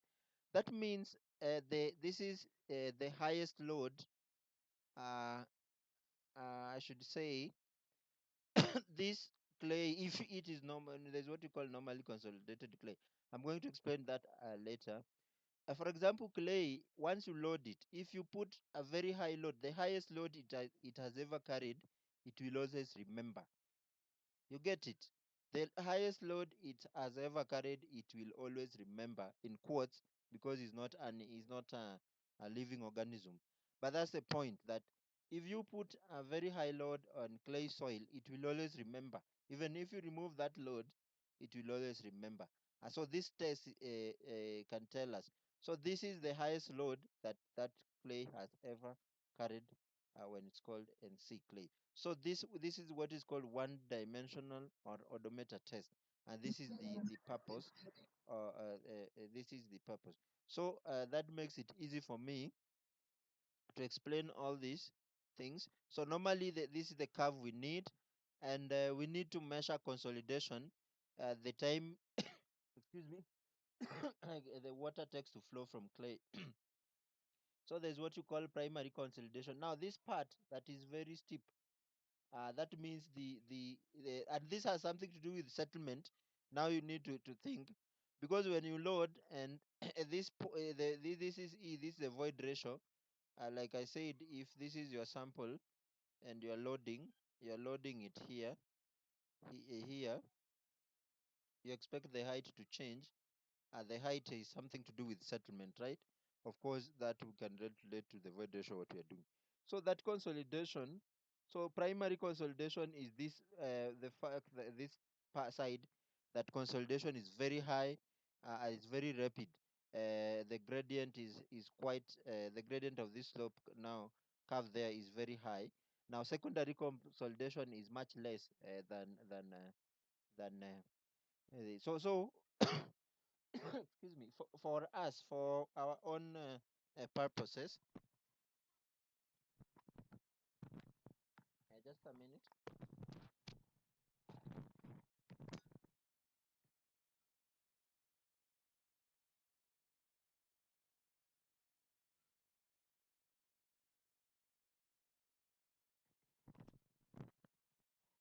Sorry. So for excuse me, for our own purposes, primary consolidation, that is what should concern us, because the secondary consolidation or compression, much less. The effects are much less primary. So for now, we need that to study this. Uh, Now the coefficient, if you find the gradient of this line, you find what is called coefficient of compression, CC, and here you find what is called coefficient of swelling or coefficient of reloading. Sometimes on this curve, after you reach some point, you can unload. You can remove these loads. Uh, you can remove the load. So what I said, you start from maybe 500 grams to 1 kilogram to 2 to 4 to 8 to 16 and so on. So sometimes after you reach 16 or 8, you start to unload maybe up to 1, and then you start again. You remove the loads up to 1 kilogram, and then you start to add them again. So usually that's important because they help us to get this curve. So sometimes after some point there's another part here. Now this part is always parallel to that part, and that gives you the coefficient of swelling or coefficient of, so the gradient of this is called either coefficient of swelling or coefficient of reloading. The same thing here, the gradient is CS, but the gradient of this is coefficient of compression or coefficient of compression. So please note that. So this is the same thing, the same idea presented in many different ways, just to make sure you can understand. The same idea now, this gives you how to the intersection and how to get the pre-consolidation stress. And now please pay attention to the following definition. So normally consolidated clay, the current stress is the highest in its lifetime. Yeah. So for example, the clay that has no the clay that has been formed by through the natural processes, and it has not been, no building has been put on it, and this since it was formed, so probably you add a building, so you can you the load on the clay would be for example, if it is somewhere 20 if your reference is 20 meters below, so you add a building.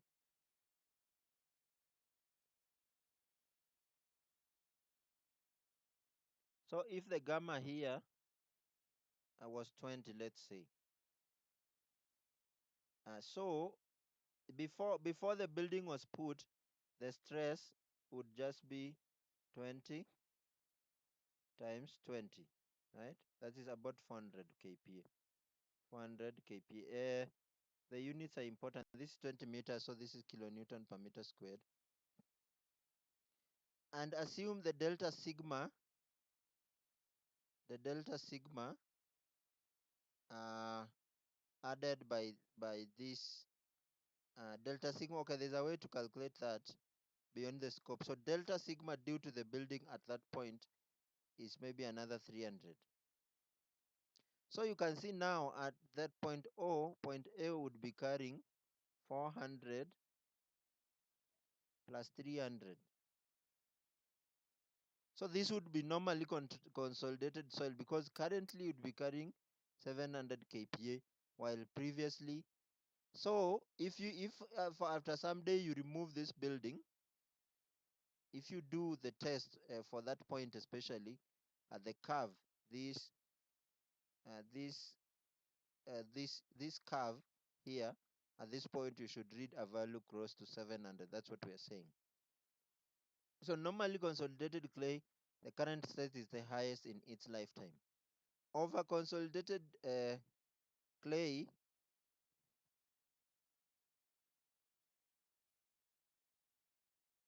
so this is not right. I think this is not right. Something is not right. This is called over consolidated clay. Over, just a minute. Please note the correction. This is called over consolidated clay. Someone's microphone is making a lot of noise. Now the current stress is less than the highest in its lifetime. So remember what we said, excuse me. If you remove the building, of course, now it would be carrying point O now was carrying 300 plus 400.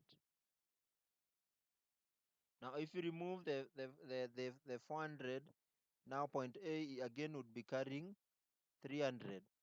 It's now carrying 300, but previously it carried 700. So then it the that the because now it's carrying less than it has ever carried before, then we call it over consolidated clay. Now there's what we call under consolidated clay, and this one has initial residual excess pore water pressure. Now for the purposes of this class, you only need to know what normally consolidated soil is and over consolidated soil. Now usually we say the over consolidated ratio is usually the current the highest value it has ever carried. So in this case it would be 700, and then you remove the load, and now it's carrying 300. So this value is always greater than 1. All right. I hope this is not confusing. If you have a question, you can ask for me to clarify.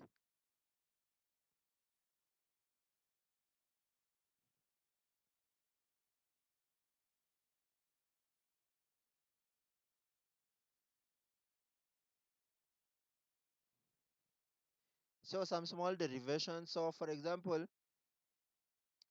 this is based on the 1D consolidation test. So in this test, if you're measuring, for example, uh, if you're measuring, for example, the height, the change in height, so the original height is there, and when you continue to do the test, of course, the height is going to change. So you can measure this. So if you plot delta change of height over height against the load, the load can be excuse me, total stress. And so if you find the grade, it's a nice curve here, but if you are able to find the gradient of the curve, then you get what is called coefficient of volume change. Now the coefficient of volume change, because you are doing one dimensional test, and the is in 1D, but in actual wait, this is the test in 1D because you are 1D because you are deforming in one direction, and of course you have confined these sides and the side perpendicular to the board. They cannot deform. That's why we are saying 1D, so it cannot deform in those other directions. So if you want to find the cross section, because uh, you're doing 1D, but there's a cross section, so delta H over the original height times the area gives you the volume change. This is what we are saying here. But from what we've done, delta V actually, uh, the volume, because soil has a void and also uh,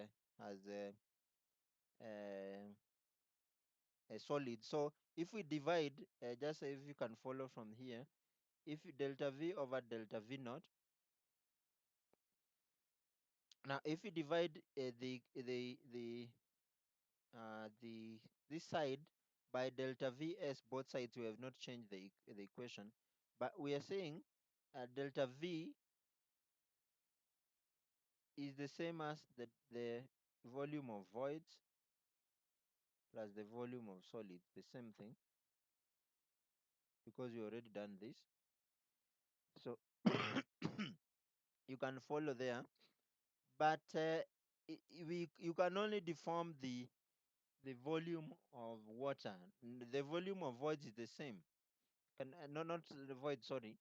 The volume of solids cannot change. So again, if you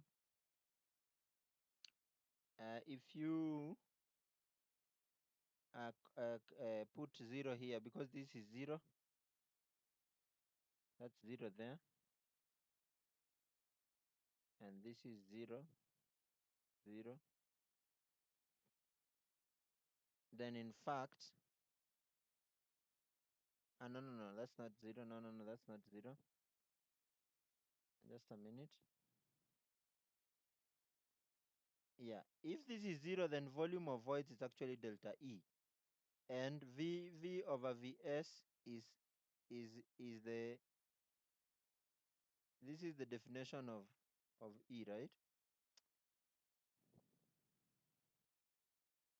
This is the definition of E, but Vs over Vs is 1. So you should not see why that transforms to that. Actually, this is why most of the time we plot, because you can easily transform that equation to the void ratio. This is why actually mostly we plot void ratio rather than the height. Excuse me. So that said, so if we talk about the settlement, because if you have delta H over H naught, sorry. If you have delta H over H naught, so you just multiply by H naught to get the delta H, which is the settlement, which is the change in height. So this is what we are trying to do here. And this is true for normally consolidated soil over consolidated soil and under consolidated soil.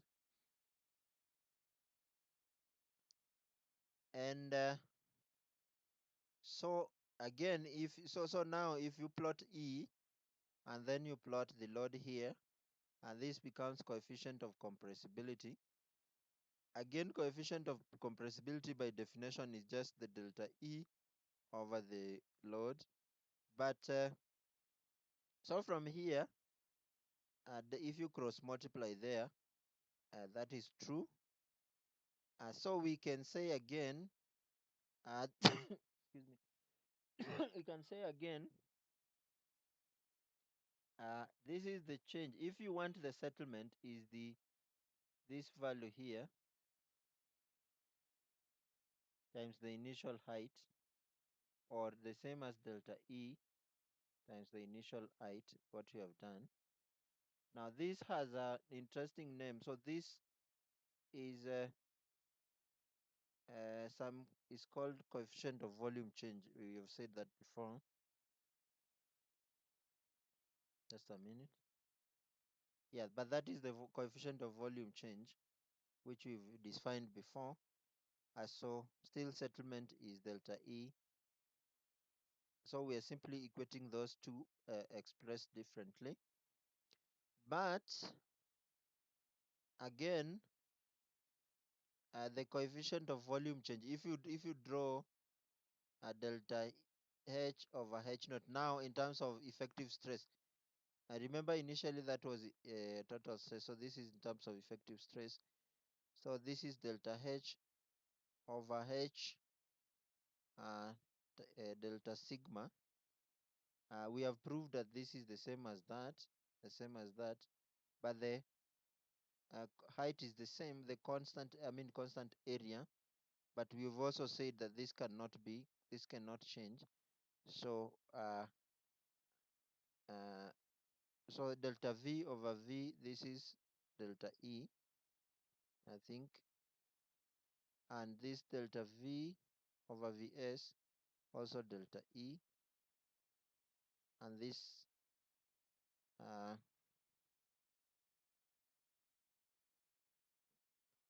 yeah. So I think this is what we have done here before.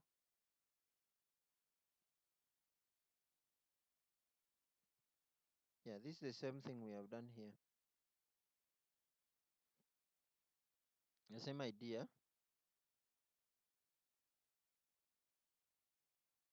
And so we can say that the all we are trying is to express mv, the coefficient of volume change, in terms of uh, in terms of, so this is E. Oh, I think something is not right here. Over Vs. No, this cannot be. These deltas are not true. These deltas are not there. So this is E.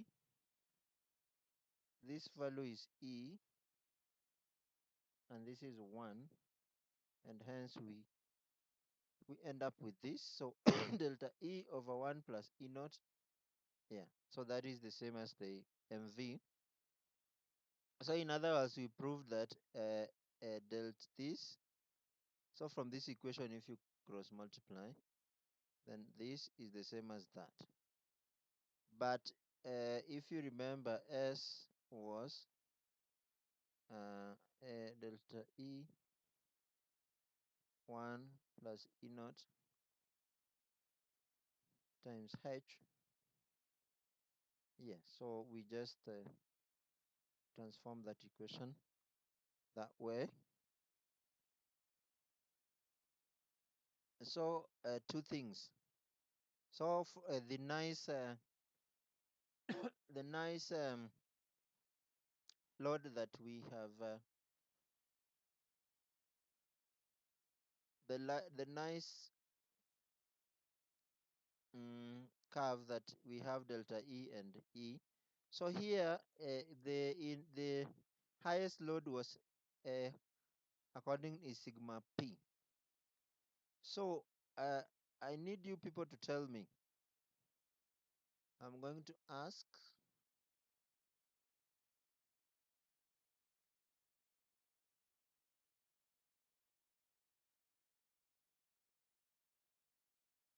yeah, so remember this, that we've said that this soil here is over consolidated and the one plotted here is normally consolidated. And so initial overburden pressure, induced applied delta. So you add some pressure. So this is what we are saying. So if this is your soil down here at a point there, so it has some value, but when you add the load, so this will make sigma stress have some addition, some change due to the loads you have added. What we are saying. So consider these two things. So here the same thing. The coefficient of swelling is just the gradient, delta A over delta E over the same way to get CC. But remember, for line 1 is called CS or CR. For line 2 is CC. So it depends on whether we are talking about overcons, and this is what makes a difference. So when you're talking about overconsolidated clay, you have to use the coefficient of swelling or coefficient of recompression. But if you're talking about uh, uh,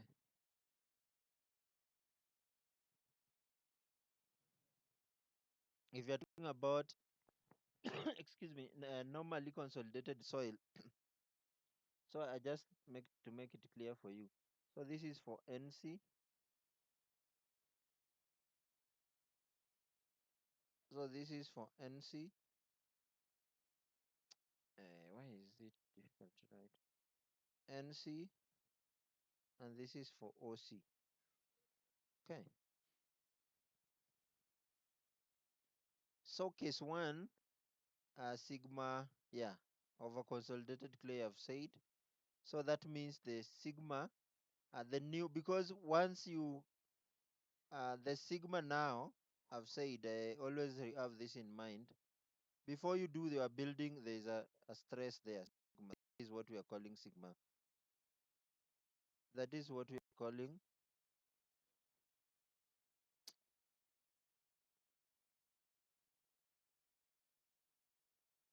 Before you do the building, there's some sigma there. That's what we are saying. Now, if you add the building,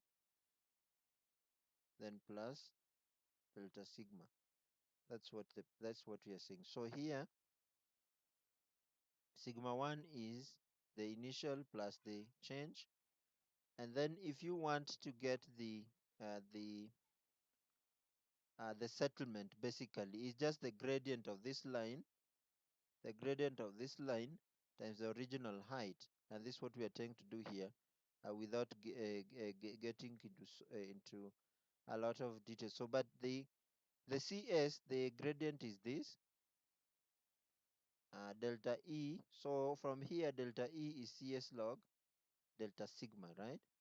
Now but delta sigma, so what we are doing here, uh, uh, uh,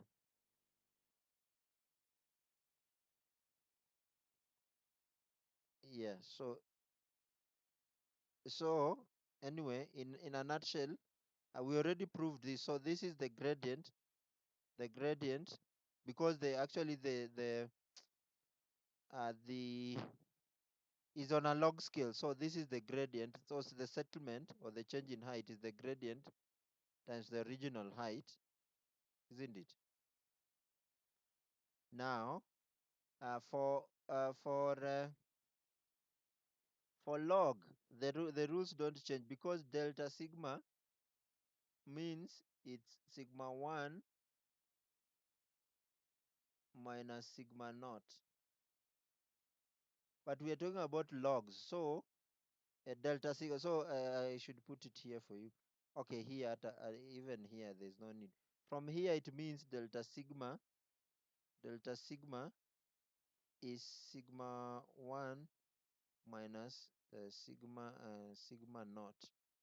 So if you substitute, so this is the gradient. So we said, remember we said settlement is the gradient of the curve times the original height. The gradient is expressed this way times h naught. But now see as h, okay, could be h naught or h is okay, times log delta sigma is sigma 1 minus sigma naught. But when you're talking about log, then you divide. So log sigma 1 over sigma naught. That's what we have done here. Okay, so that's the origin of that expression. In a similar way, case 2. So now case 2, uh, where sigma 1 is greater than sigma p. Now you add the two things. So this is the gradient. Sorry, it's the same thing now, but the gradient times so here we have two parts, sigma p over sigma naught, because the stresses change in two parts. This is the original, so it changes from here to there.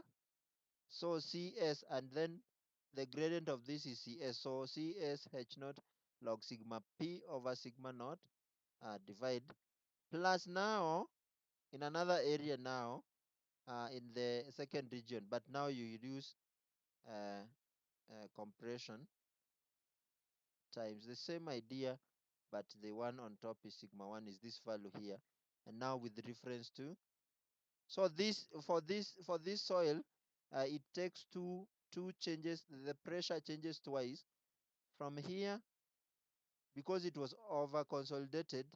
Now it goes to the original area, pre-compression, recompression I should say, and then with further increase, then there is new level of compression, and this is how to calculate. I'll show you with a good example. Probably the idea will get sink better. And then there's case 3 where case 3 where sigma naught is greater than sigma p. So this is just clearly normally consolidated soil.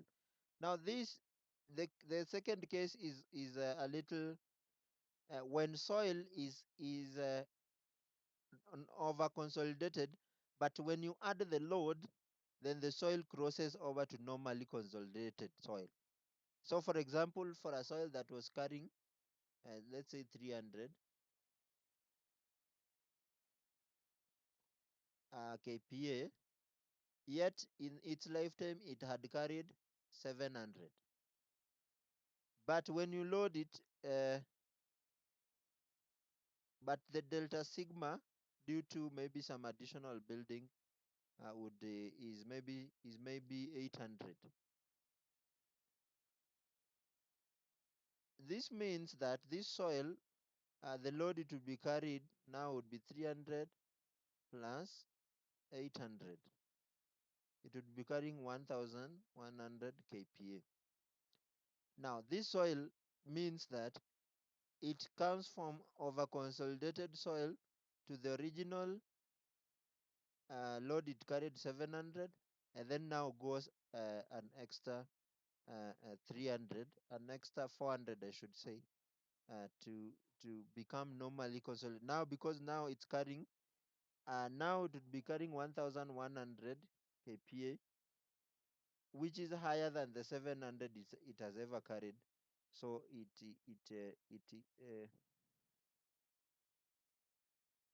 700 kPa it has ever carried, and so that would it's normally consolidated. So for purely for normally consolidated soil, for example, the soil at the now, for example, a soil that is carrying 300, let's say 300 we should say, then you add for example this maybe adds 200, so now it's carrying 500. Then you add another layer that adds another 100, still because by here it's carrying 500, but initially it was carrying 300, so it's still normally consolidated.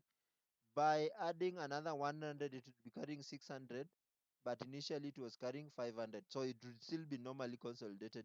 And then this is how to calculate the settlement.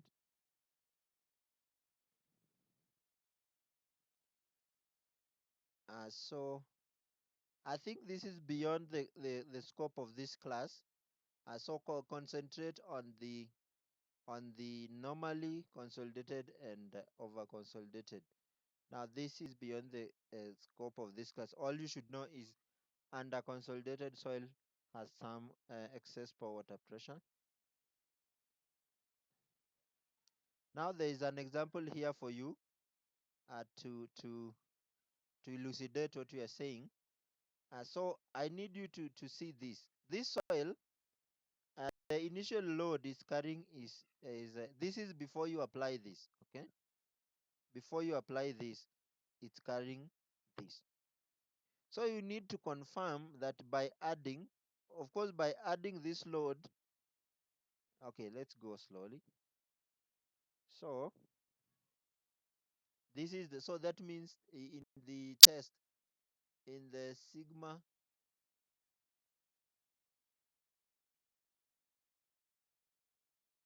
so when we draw these two curves, this is the value here. Right. So let's calculate the overburden stress. The overburden stress is 110 times 8 feet, okay, plus 115 times 23 plus uh,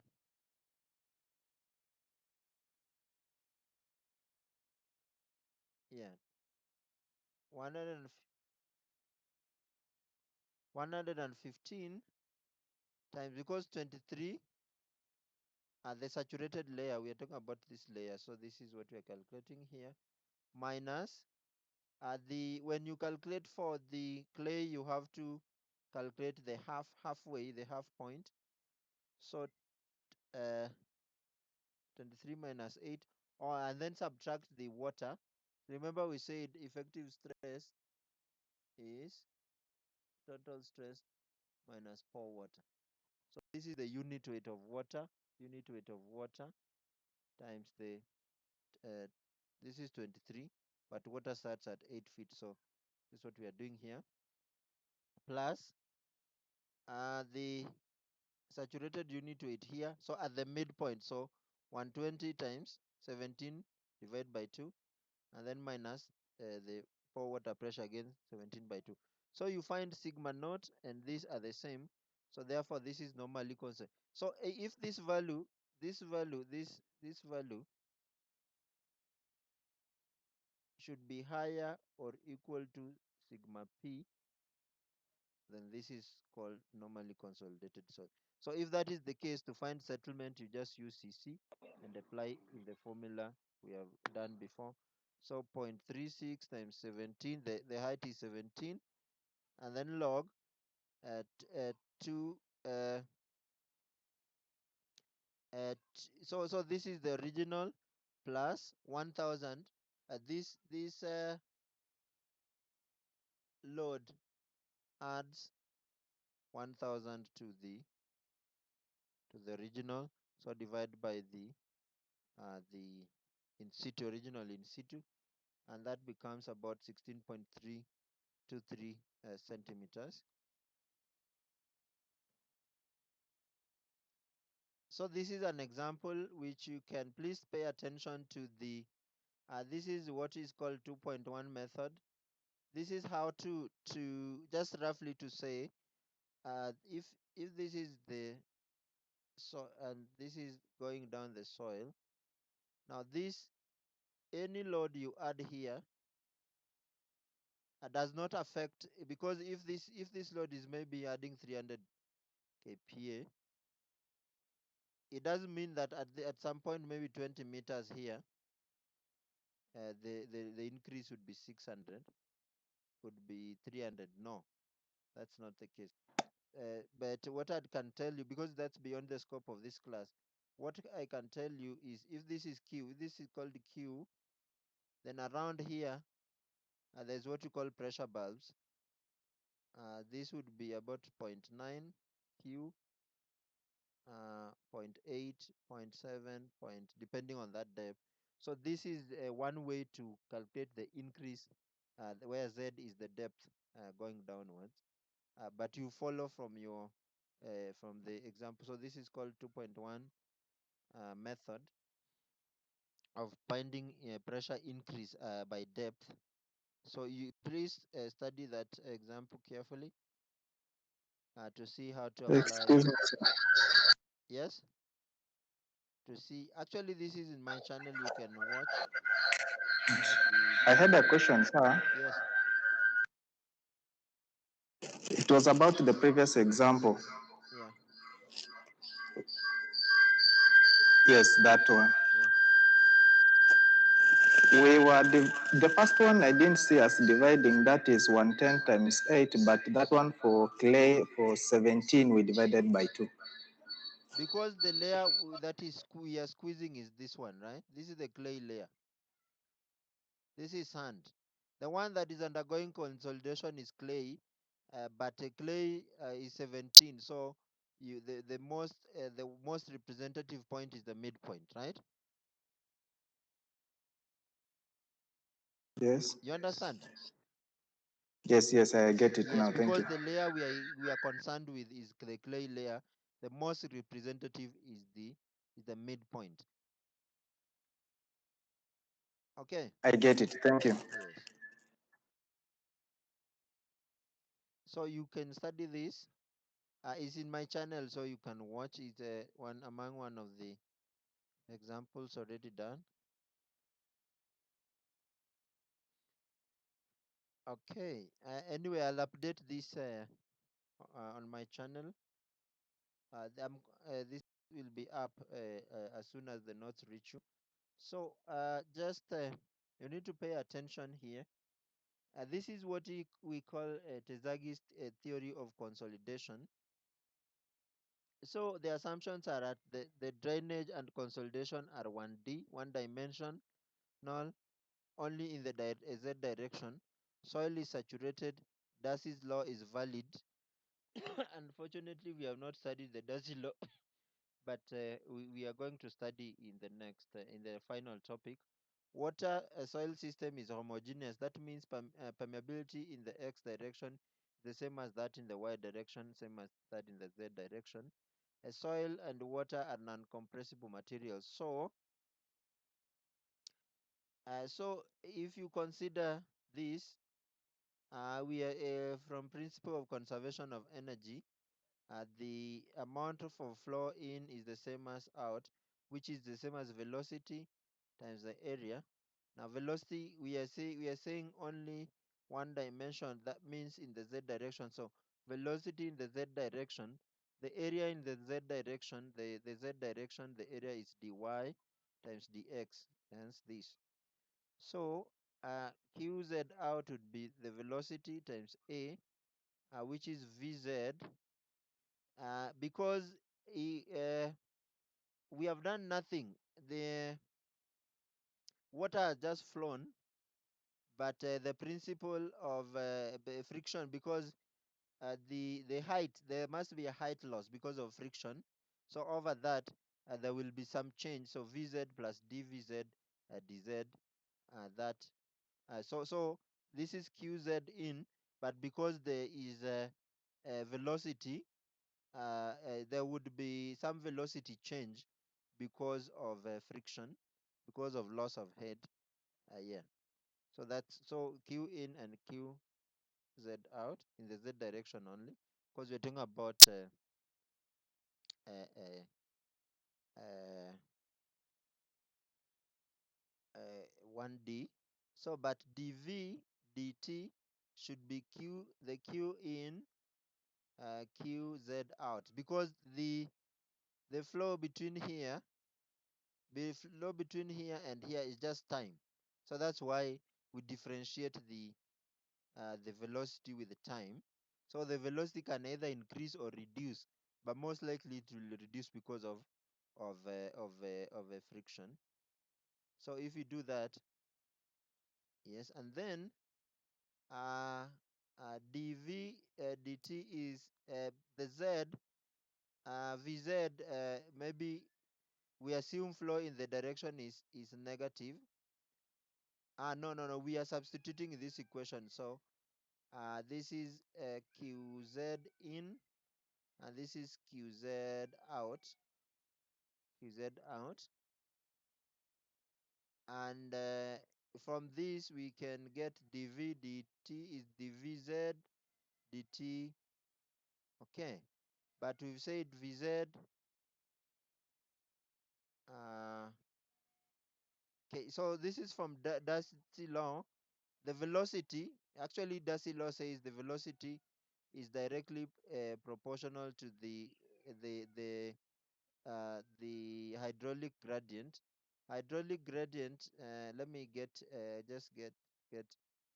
Anyway, Darcy's law states that, simply put, Darcy's law states that if this height, you have flows from that height, this height, and a very long height up there. Darcy's law says that the velocity is directly proportional with these heights. Okay, simply put, it's not that simple, but simply put. So that means the velocity from height 1 would be higher than the velocity from height 2, higher than the velocity from height 3. That's what we are saying. But assuming the length through which we derive the head is the same. So for the same L, the velocity driven by H3 is less than that from H2, less than that of H3. So this means this is the highest. The velocity from head 1 is the highest because it's the largest. The velocity from head 2 is the highest because the is slightly less. This is the smallest. So we are saying the velocity directly proportional to the height, but make sure the length through which the head has to be driven should be the same. So this is what we are saying. So that h is always divided by the length, and that is given as I. So Darcy's law states that velocity is the same as the height. So this is what is called the hydraulic gradient I. Hydraulic gradient I. So from this we can say, so Vz is Kz times I. Kzi is dH dz, because the gradient can only be the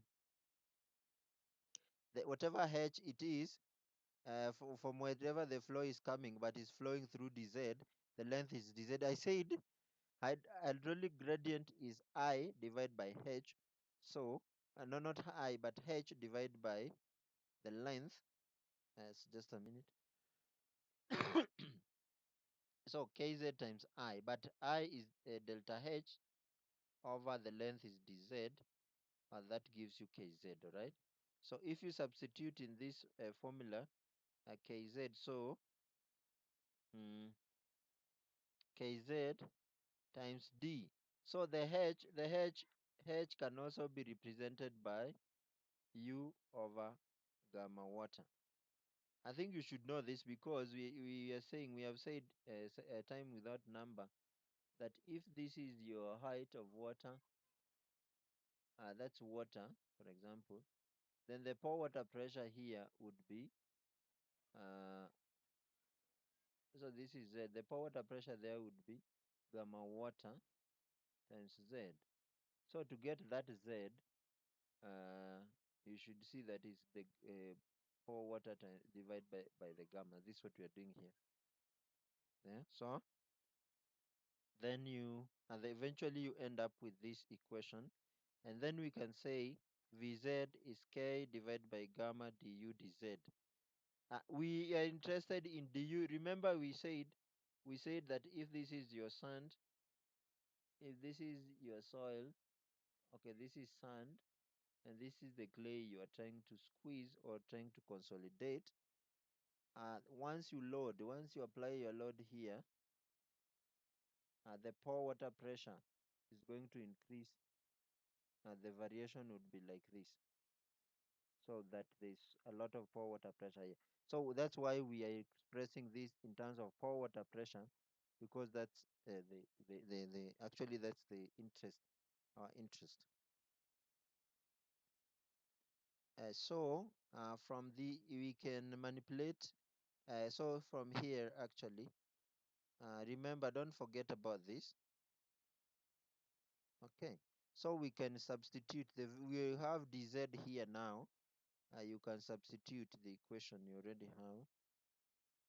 So if you do that, you have a, a second order derivative equation, dv dk over gamma d squared u dz dx dy dz. But this is the volume.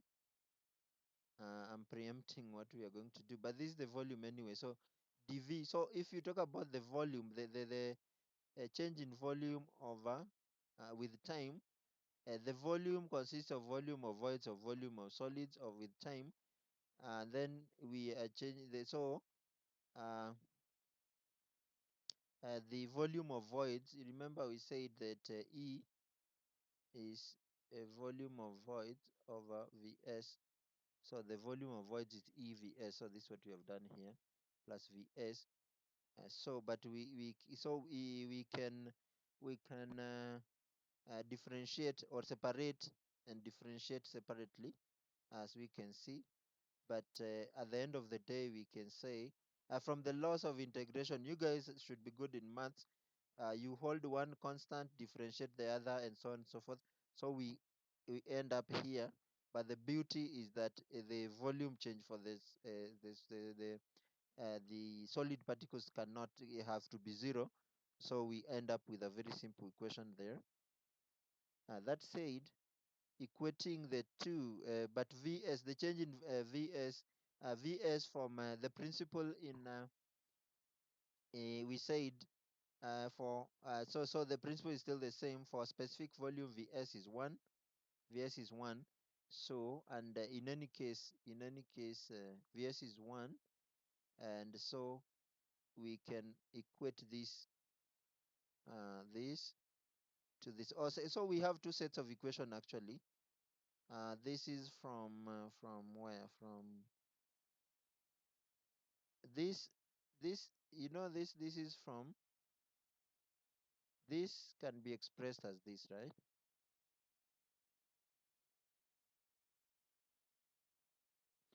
Where?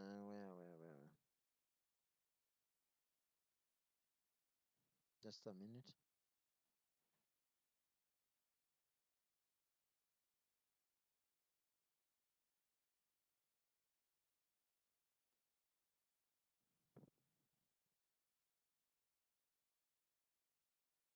Yeah, okay, yes, yes. You can also, this is one way of expressing the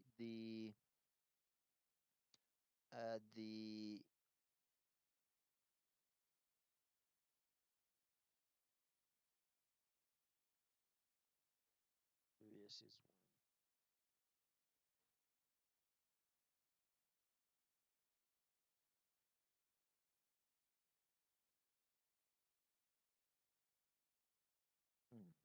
Minute. Wait, sorry. Let me check.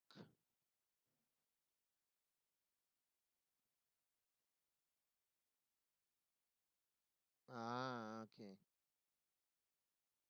Oh, so this expression is here, is from there. Okay. But from this expression here,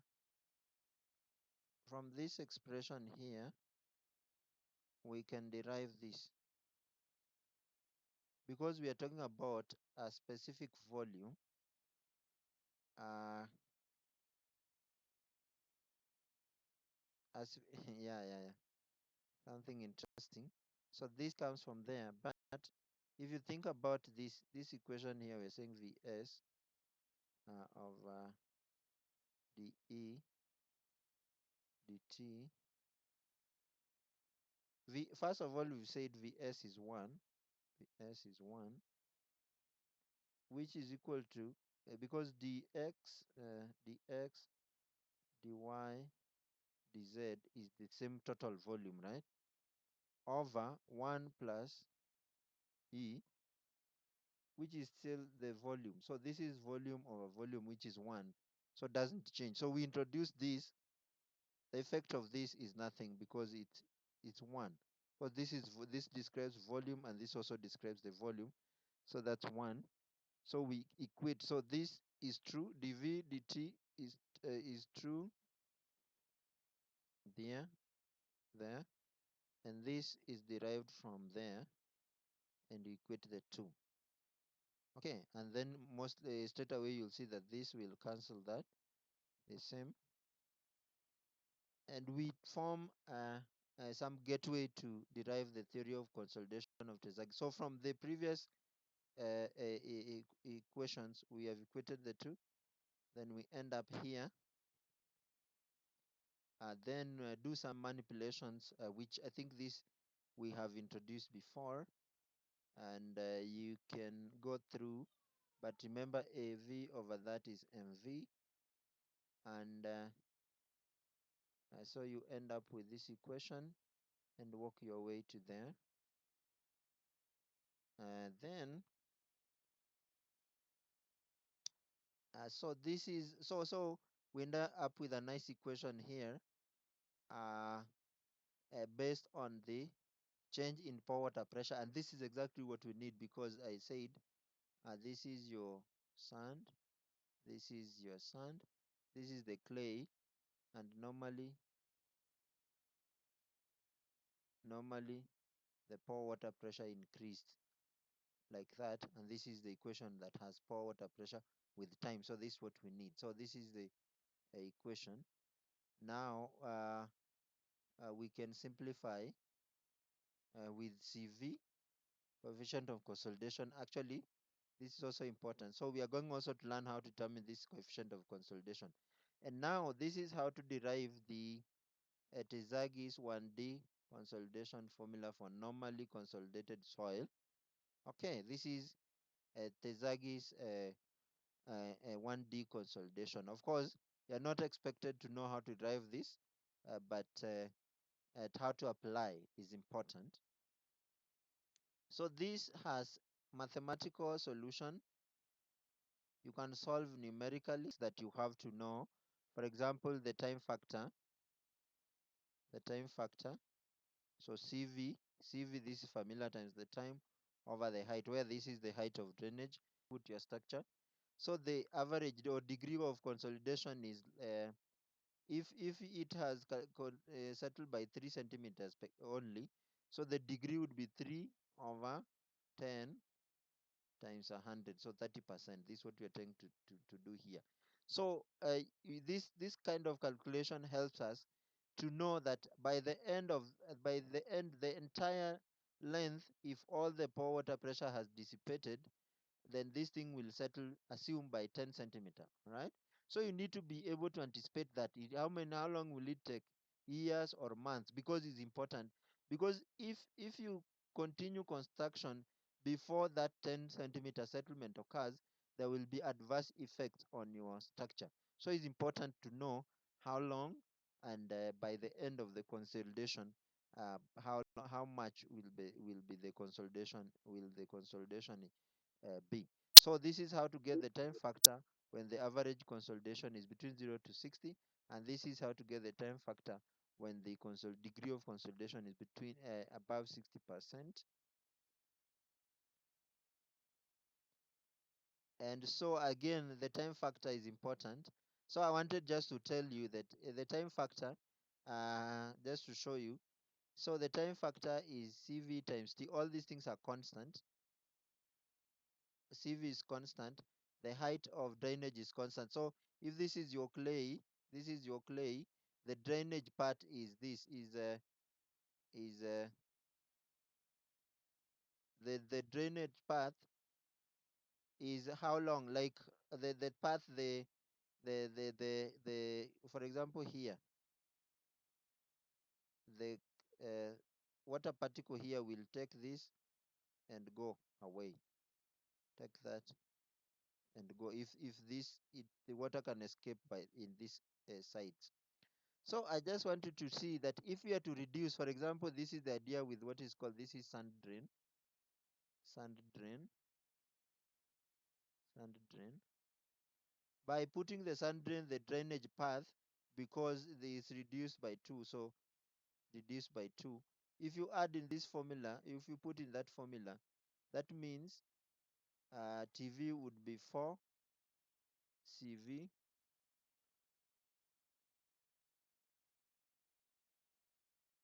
If you reduce, if HDR is reduced by 2, the point is the time factor will be 4 CV T over H squared dr. In other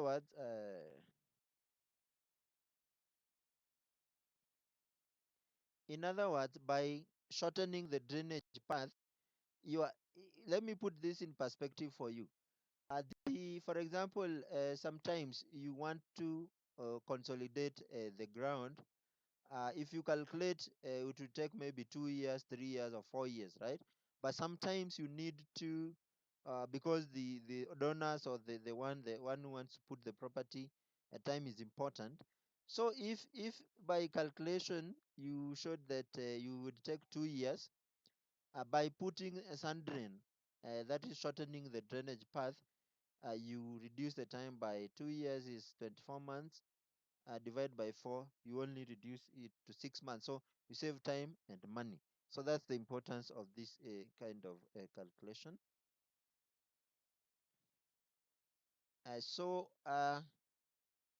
This is now the final part. Unless there's a question, the final. So we have what is called logarithm of time method of determining coefficient of consolidation. So this logarithm of time method was originally proposed by Casagrande and Fadum in 1940, and can be explained by referring to this figure shown there. So just some description how to do that.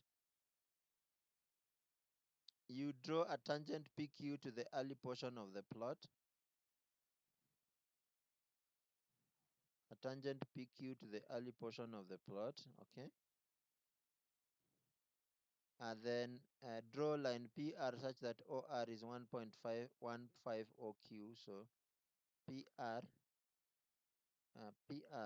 PR such that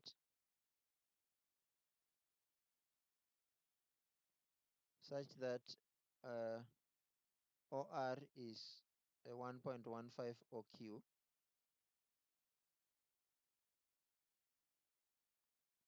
such that OR QR. I think that's QR. Sorry, such that QR.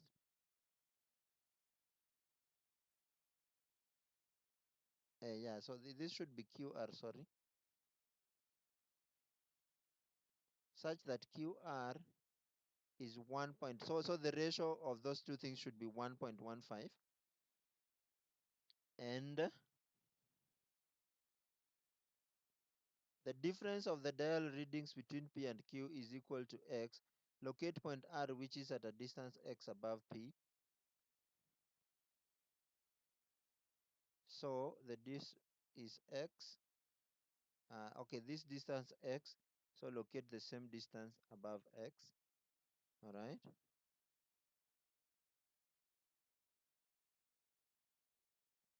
Draw the horizontal line RS. The dial reading corresponding to this line is D naught, which corresponds to 0% consolidation. So line RS,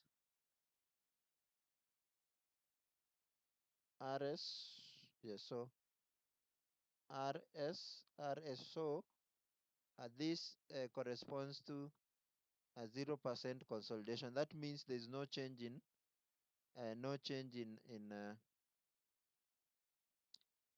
this means there is no settlement at all, no zero settlement.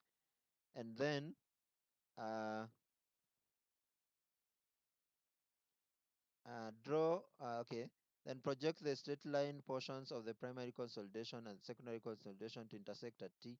The dial reading corresponding to is D100. This is 100% consolidation. So so you project this part. The primary consolidation I said is this, and secondary consolidation is that.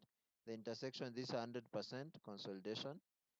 And so that means you have dial readings when there's 0% consolidation, uh, and then there's 100%. So at 100%, that means your target consolidation. If you require the soil to consolidate at for 100 for 10 millimeter, I mean 10 centimeters, that's already D0. That means there's nothing. D0 plus D100, that means this is D50. So that means half of it is already achieved. And then so let's see. And then plot the dial readings for specimen deformation for given load increments against time on semi-log scale as shown in 8.36. I think something is not right.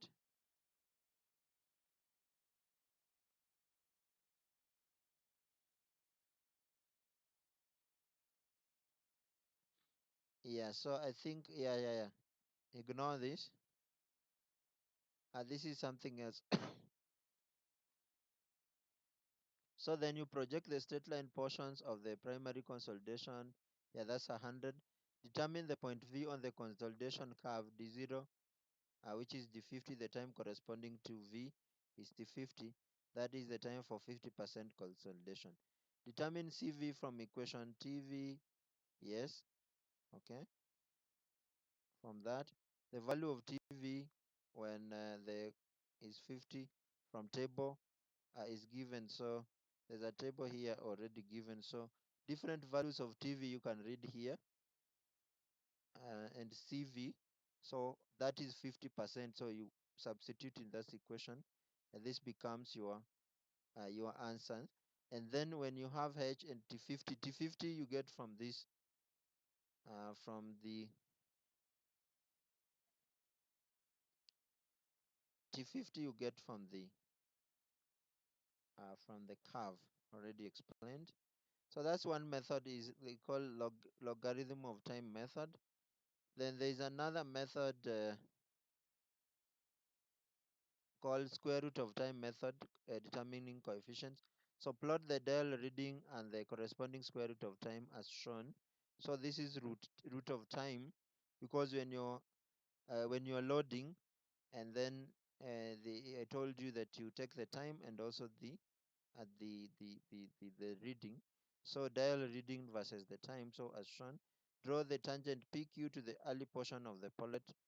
Tangent PQ to the early portion of the plot. Then draw the line PR such that the ratio again 1.15. OR, is it OR? Okay, sorry, OR. So I think this is also not correct. Is O not Q? Just a minute.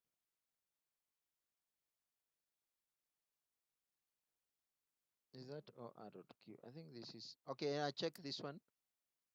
Maybe I give you, it will be more clear in the notes.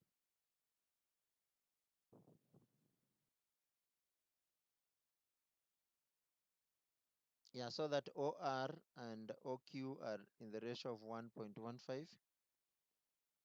Then the abscissa of point S and the intersection of PR and consolidation curve will give T90 the square root of for a 90% consolidation. So once you do that, this is T90. The value of TV. So from the same curves, from the same